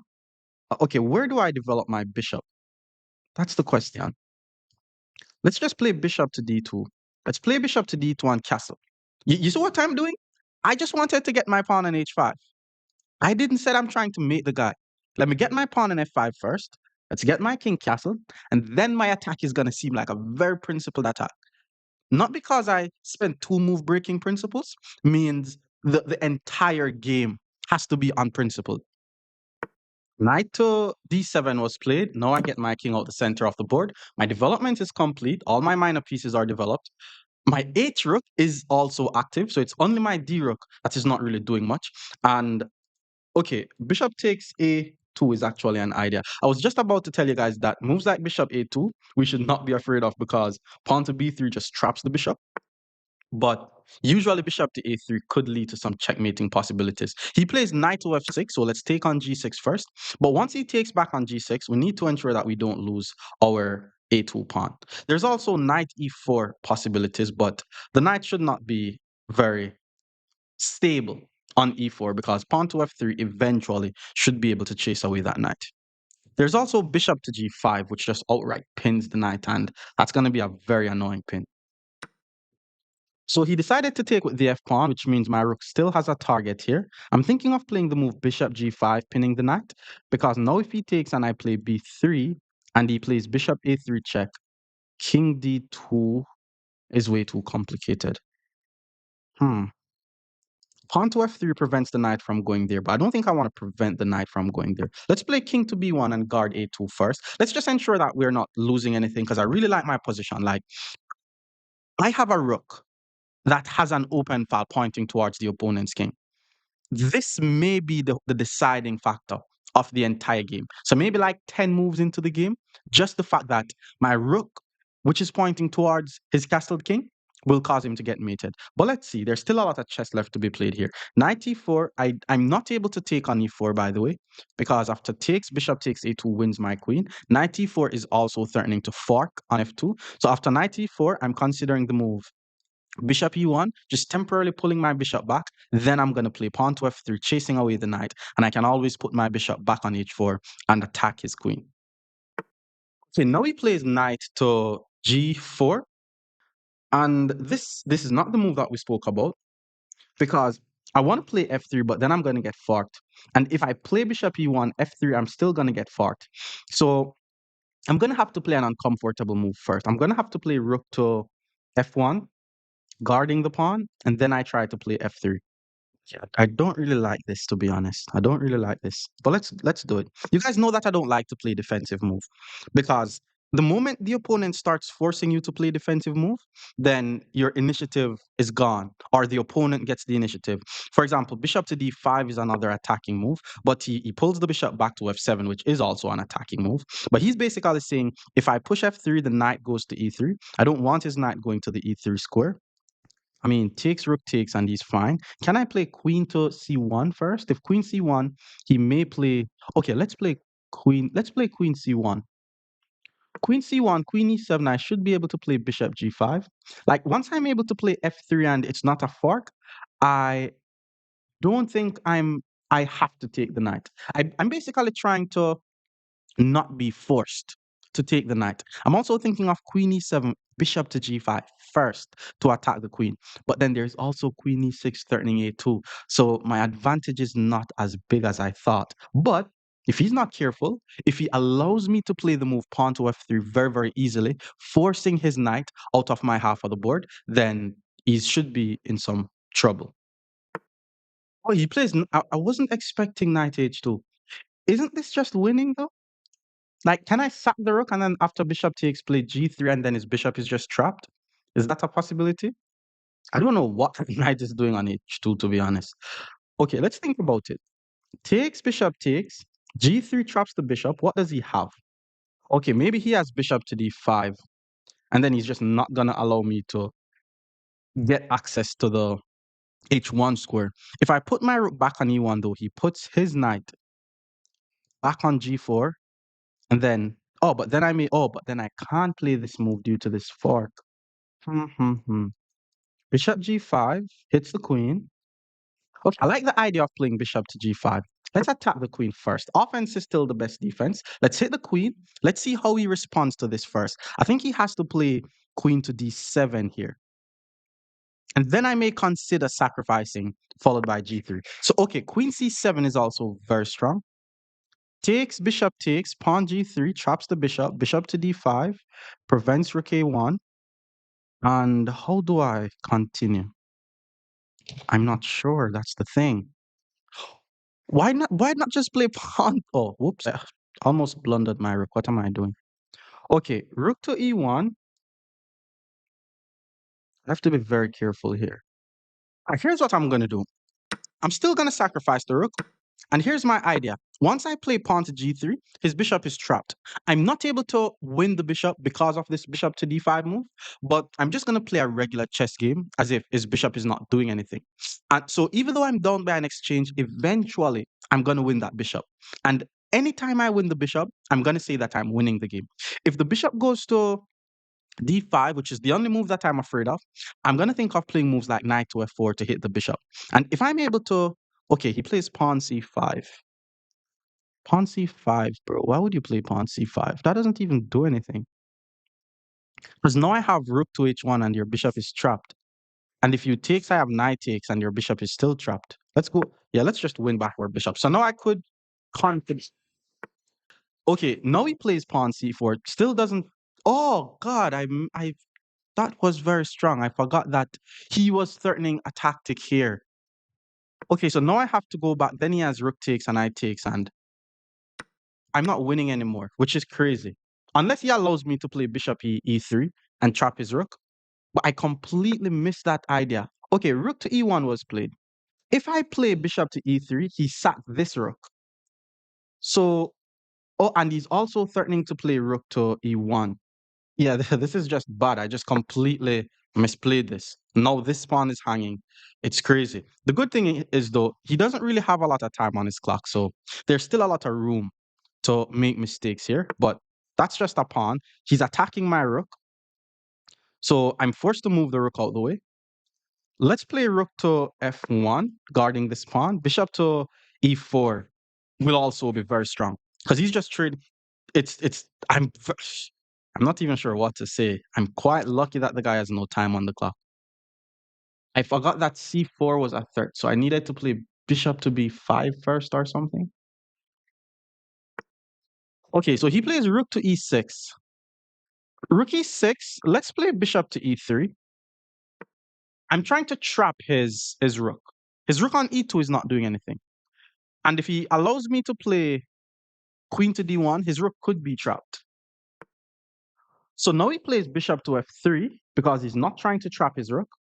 If I play bishop to d1, there's bishop to e4 check, move my king out the way, and then he sack his rook and I'm back in the game.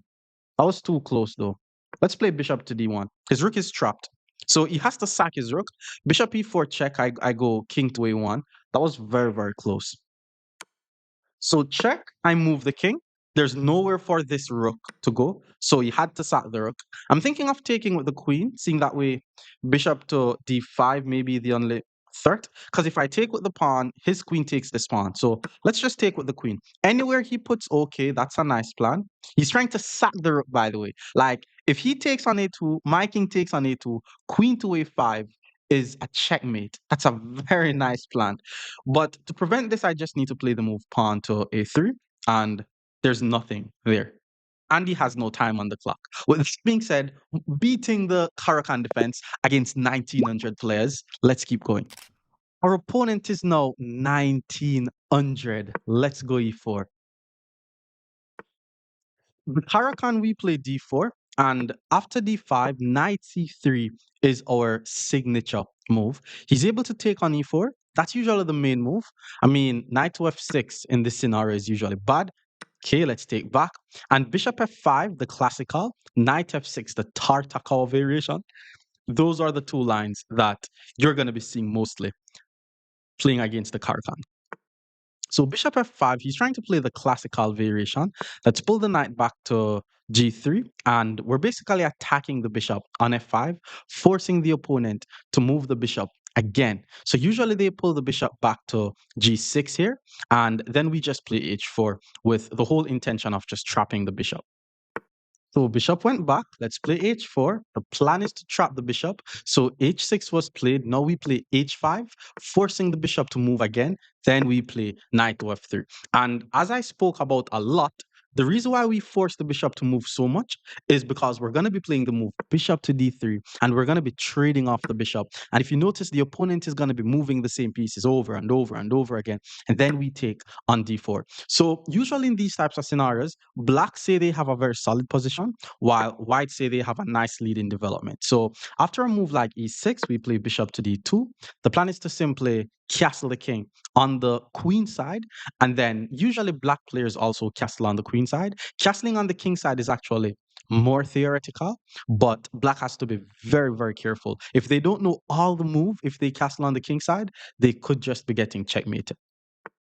So bishop e7 was played, and it looks like he's trying to castle on the king side. Whenever they do this, Okay, first we're going to castle on the queen side. We're always going to be castling on the queen side. Knight d7 was played, which means maybe he's not planning on castling on the king side. So I like to play a waiting move here, which is king b1, which is a very useful move because you always want to protect your a2 pawn when you decide to castle long. Now, if the opponent decides to castle on the king side, I could try to start an attack on his king with g4, g5. Usually, you'll see moves like queen c7 here because they're trying to castle on the queen side. And if they do this, we just play knight e4, and it's just going to be a regular normal game. So he did play queen c7, which means he may be trying to castle his king on the queen side. Let's just go knight e4 here. Usually the knight on g3 isn't really doing much, so we try to just centralize it. And then once they castle, now we try to start some attacking plans. Usually they take knight f6, queen e2. If they don't go for this idea, I'm actually considering just playing pawn c4 here. Or there's also rook e1. But let's go pawn c4. C4 is one of those thematic moves that you're going to be seeing as well. And anytime they take knight goes to f6, just pull your queen back to e2 and you should be doing fine. Now, sometimes they try to play some knight c5 ideas, which is interesting because if he plays knight c5, my queen is on the same line as the rook, so my pawn will not be able to take. And after takes, bishop takes, he's applying some pressure to my d pawn, but it doesn't go any more threatening than that because my d pawn is going to be safe. Okay, so he did play knight c5. Very interesting decision. I'm basically forced to take on c5 here. And then after the bishop takes, my d4 pawn is somewhat under pressure.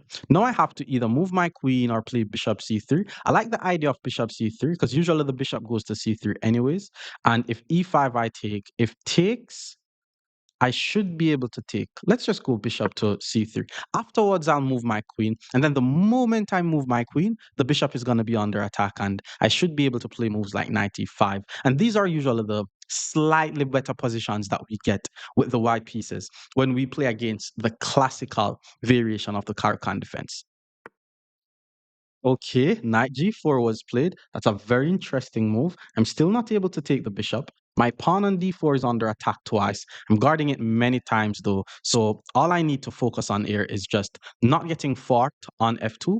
And how I'm going to do it is I'm going to play the move queen to e2. So that way I could say I'm not getting forked on f2. But now this bishop on c5 is under attack. There is a piece that is on my half of the board. And we know exactly what to do when we notice that there's an opponent piece on our half of the board. We try to neutralize these pieces. So I'm thinking about different ways to get this knight off my half of the board. For example, queen e4. But queen e4 will never work due to knight takes f2. And, that will be a drawback type of mistake. I'm thinking of playing the move rook to d2 so that way I'm able to play queen e4. If rook d2, there should be queen to f4. But pawn to g3 hits the queen. There's also queen f5. It gets a bit complex actually. Knight e5 takes also seems like something, but I'm just going to play the move g3 here. Like, I'm trying to think of if I have to play this. I don't want to allow his queen to my f4 square. Rook d2, queen f4, pawn g3, queen f5. That's a very active square. Let's play g3. So even though the knight is on our half of the board, we're still trying to prevent the queen from coming to our half of the board. And our long-term plan is to play queen to e4, but we are aware of the drawback principle. So we don't want to move the queen away and then leave the f2 pawn hanging. So I'm trying to play moves like rook d2, then I play queen to e4. But then he's just going to pull his knight back to f6. So maybe I just don't need to focus too much on that knight. Or maybe I should just double up on the d file, then play knight e5, and then once he trades, I have good control over the d file. Okay, he he willingly decided to pull his knight back to f6, which was actually the only piece that you could say was a bit menacing to my position. So I have to say that was not useful. Now I'm going to hit him with knight e5 because his knight is no longer guarding this square. I was attacking f7, so he kind of had to play bishop to d6, and I don't think he's gonna be giving up his bishop for a knight. It's not good for him to give up his bishop for a knight. I like the idea of just playing g4 and f4 and g5 in this position. There's also just f4, but then if he takes, I'm gonna take with the d pawn. So my plan is to play f4 g4. So I'm not sure which one to play first. He may be able to play c5, and then if I take, he takes, but I'm still just guarded there. Let's just play f4. It really doesn't matter which one I play first. I'm just gaining a lot of space on the king side and in the center of the board. And with my space advantage, I'm basically see I'm slightly better. I don't think I'm just winning or completely better here. I don't have any extra pieces, but I definitely have more space. He took on e5, which is giving up a bishop for a knight, not advised, and he's planning on just pulling his knight back to d7, which is a passive score for the knight. So if I take with the d pawn and he plays knight d7, and then I play bishop to b4, trying to get to d6, he has pawn c5. With that being said, I'm thinking of just taking with the f pawn actually, so that way it opens the f file for my rooks. Now he still has to pull his knight back to d7, and then I can immediately start my attack on his weak f7 pawn. And then I could say I'm confident that I'm better. Not winning, but better. Knight d7, there's also the possibility of d5, which just completely opens the position. And because I have the bishop and he has the knight, I definitely want to be playing with an open position. Okay, he pulled his knight back to h7. At first glance, it seems not to be a good move, but then when you really look on the move, his knight is actually trying to get to g5, which is a square that I'm not going to be able to attack the knight, but what he didn't do was protect the c5 score. So remember when I was telling you guys that I wasn't able to play bishop b4 to d6? I should be able to play bishop b4 to d6 now. And how many moves will it take his knight to attack my bishop? I'm not seeing it. So now we're actually going to be going with this plan, because if I'd played rook f1, there's knight g4, his knight is active. So now he has to worry about a very strong bishop that I have on d6. And I could either play pawn c5 and just cement the bishop on d6, or I could just play pawn d5 and just open the position, especially since his queen and his king is on the same line here. I'm always thinking of pawn d5, opening up the position so that way my rook could go to c1 and pin his queen to his king. He still decided to play knight to g5. Let's go bishop d6. That was the whole plan. I mean, he could sacrifice his rook and say, okay, he has an active position. His knight is strong. It's not bad if he does that, to be honest. I think otherwise, if he does not sacrifice, then he's just losing. So let's see what he does. He also only has 3 minutes on his clock, so he also needs to make this decision quickly. Okay, so he didn't sacrifice, and because he puts the queen on d7, it makes it even harder for him to make the decision to sacrifice. Now I like d5 because I need to open the position. Takes, takes. Okay, let's just go d5. It's not something that you want to calculate, because all our pieces are doing fine except this h1 rook. I can always play rook h4 and swing my rook over to attack his king side like this. If he doesn't take, maybe I take, maybe I don't though. Let's see. So f6 was what he decided to play. If I take, my bishop is left unprotected. With that being said, I'm going to play the move queen to e3, attacking the unprotected pawn on a7. So I'm keep playing attacking moves on his king. If I could get him to play b6 or a6, like if I could just get him to move a pawn on the side that his king is on, then it accomplished my goal of weakening his king. Okay, knight back to f7 is a very interesting move, but I just don't think he saw that I was attacking his pawn on a7. Like, if I takes, there's queen takes. Don't really gain much. If I takes, takes, knight takes, queen takes, that's also something. But I think I'm able to take, sack for the two rooks, and then I'm threatening a checkmate and I'm attacking his rook. So let's go for that plan. Let's take on a7, and then after knight takes, I can also take on e6 and attack the queen. And then once the queen move, I take. But let's just take on d6 because of the variation that I saw, basically. Now, after queen takes, okay, there's also just queen takes. If I takes here, queen takes, check, king up. Still not seeing what I have. Okay, let's not rush the position. Let's play the move rook to e1 first, attacking this pawn. If he takes, I takes, and then I could say the c file is open. And the move I wanted to play was take, and I thought he would have sacked his queen for the two rooks. But after he plays queen takes c6, and I check and he move his king, I'm not really seeing what I have. I'm sure that I have a better position here though. So he took, I was actually thinking of c5, but let's just take back. Taking here is a free pawn, but that's too risky. If he takes, he's gonna get checkmate. Now I'm trying to take. Okay. Okay, now it's GG's. It's over now. It's over now. Because if I take on c7, I'm threatening checkmate on b7. So if I take and he takes my rook, that's a checkmate. If I take on c7, oh, if he takes with his queen and I pin, he takes here. If he takes with his queen, I take on c8 first. If he takes with the rook, then I pin. If he takes with the queen, then I check. If I takes, pawn takes, he loses the queen. So takes has to be takes. Takes, queen takes, rook takes, king up, and then I'm threatening b7 and his rook. So let's take on c6. This has to be the move. Now, if queen takes, I'm not able to immediately pin due to rook takes e1, so I have to take on e8 first.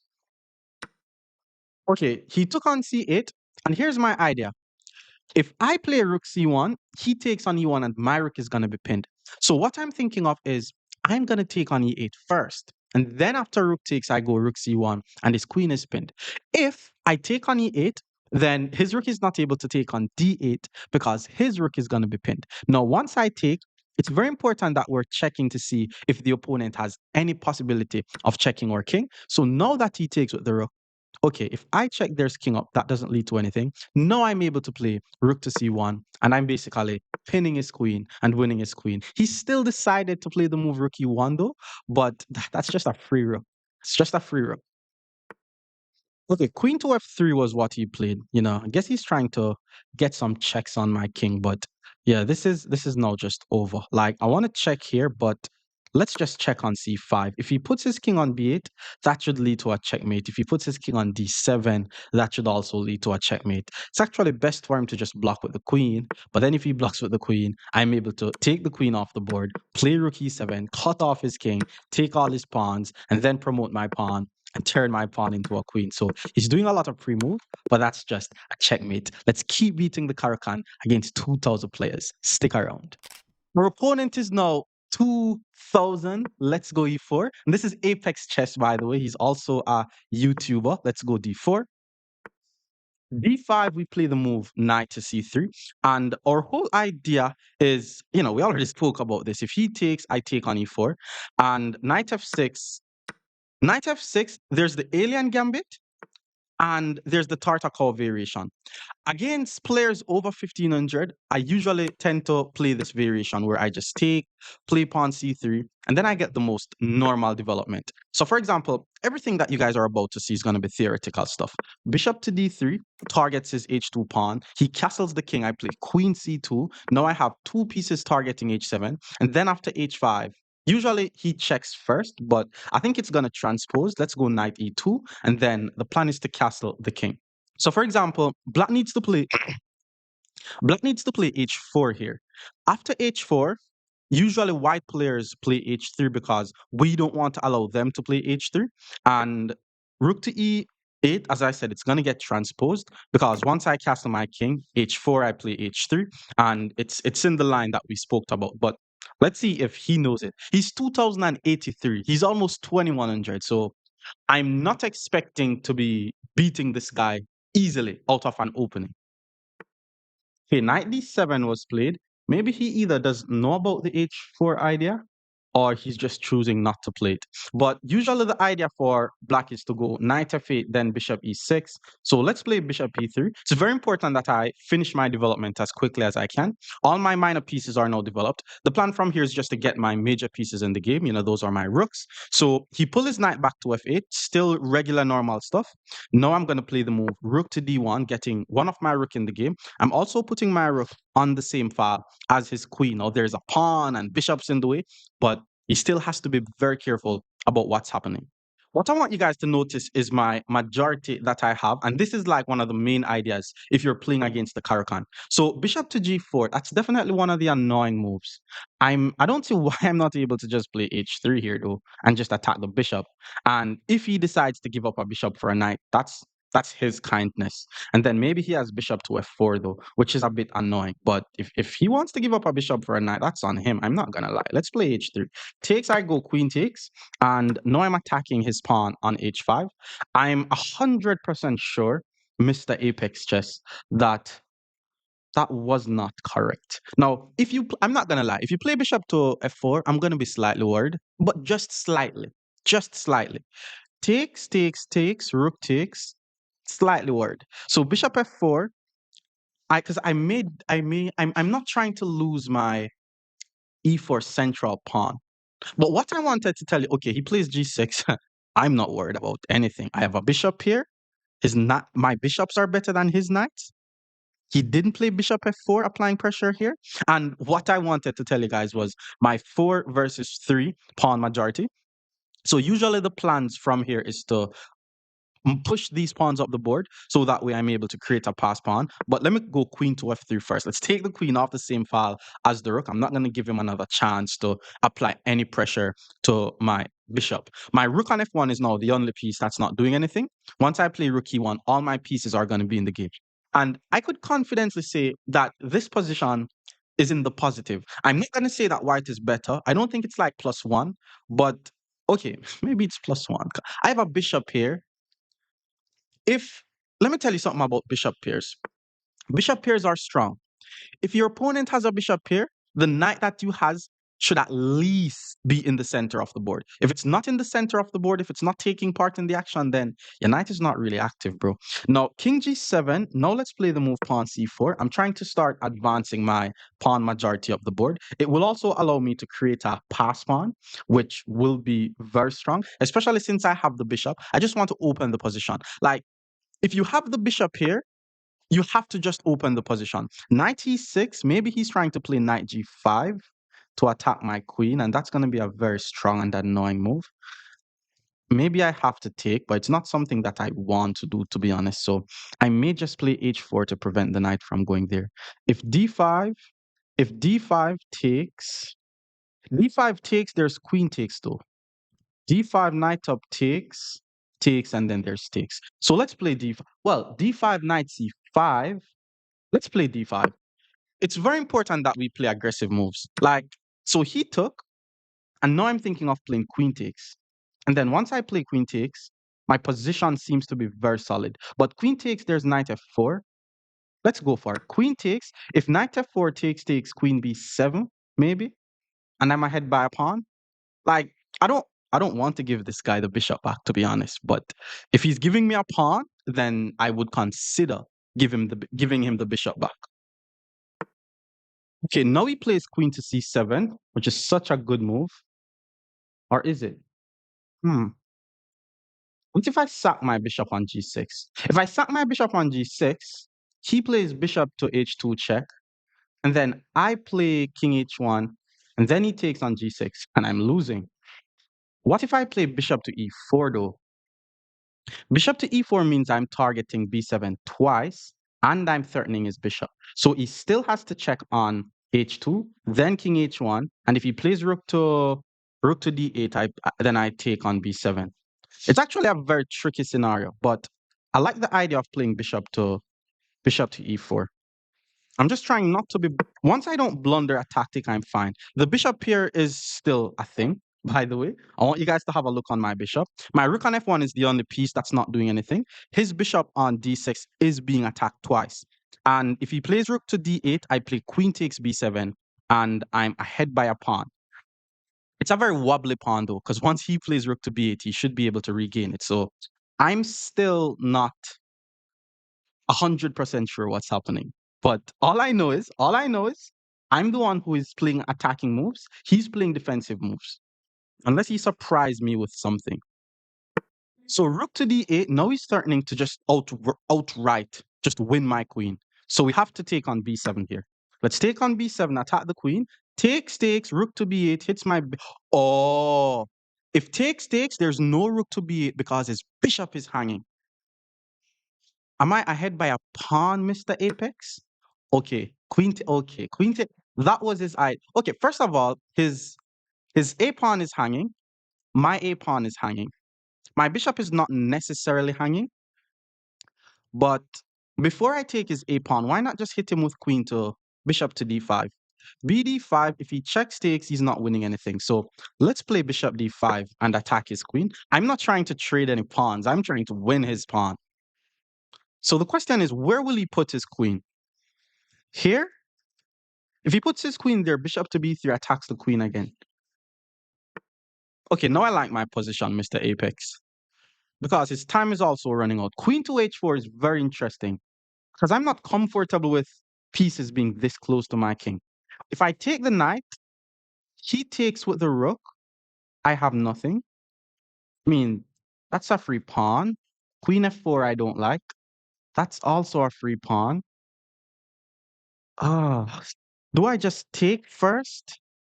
Okay, I think I'm winning a pawn, but just to be cautious, I'm going to give him the bishop. So take the bishop, rook takes, then grab the pawn. Because after takes knight f4, I'm afraid of takes, and then he's threatening mate. So takes wins the pawn. No, takes is just a trade. And then after rook takes, I take the pawn. And then I could confidently say he has no attack on my king. And I have two connected pass pawns ready to start marching up the board. I was about to say I have more time on the clock, but seems as if he got he got the time back up. Bishop b6, there's rook d4. Yeah, there's definitely rook d4. Rook d4 may trap his queen. Oh, but then he has rook e4. Okay, this guy's not playing too badly, This guy's playing some chess. So he's trying to play pawn to g4 to attack me. Rook to d4, he has to play rook to e4. And then if I takes, queen takes. Okay, this is weird. How do I do this? Queen to a5 maybe? Queen a5 hits the rook. Pawn g5, grab the rook, takes. All right, this is weird. Okay, I definitely need to trade some pieces off the board. Anyways, let's go rook d4. Rook to e4 is the only move, I'm assuming. And then after rook e4, I'm just going to trade. Like, if I could get the queens off the board, I'm going to feel way more comfortable because I do not like the idea of being attacked. And he's trying to attack me. So rook e4 was played. I'm thinking of just playing rook d1 here. Rook d1. I mean, any check, I'm fully guarded. Rook d1. Let's go with rook d1. Yeah, I'm not missing any tactics. Rook d1 is a very strong move. His bishop is also pinned. The only thing I need to worry about is if he takes, I cannot play queen takes due to bishop h2. If he takes, rook takes, doesn't necessarily trap the queen because he has pawn to g5, but his queen is not going to be in a very comfortable spot. So I like my position here. Not going to lie. Like my position here. So okay, he traded rooks. Let's play rook takes, hits the queen. Pawn to g5 is forced. The g pawn will never be able to move. So I'm chill. And the queen is not able to move. The rook is an unprotected piece. Do I hit him with queen to b6? Yes.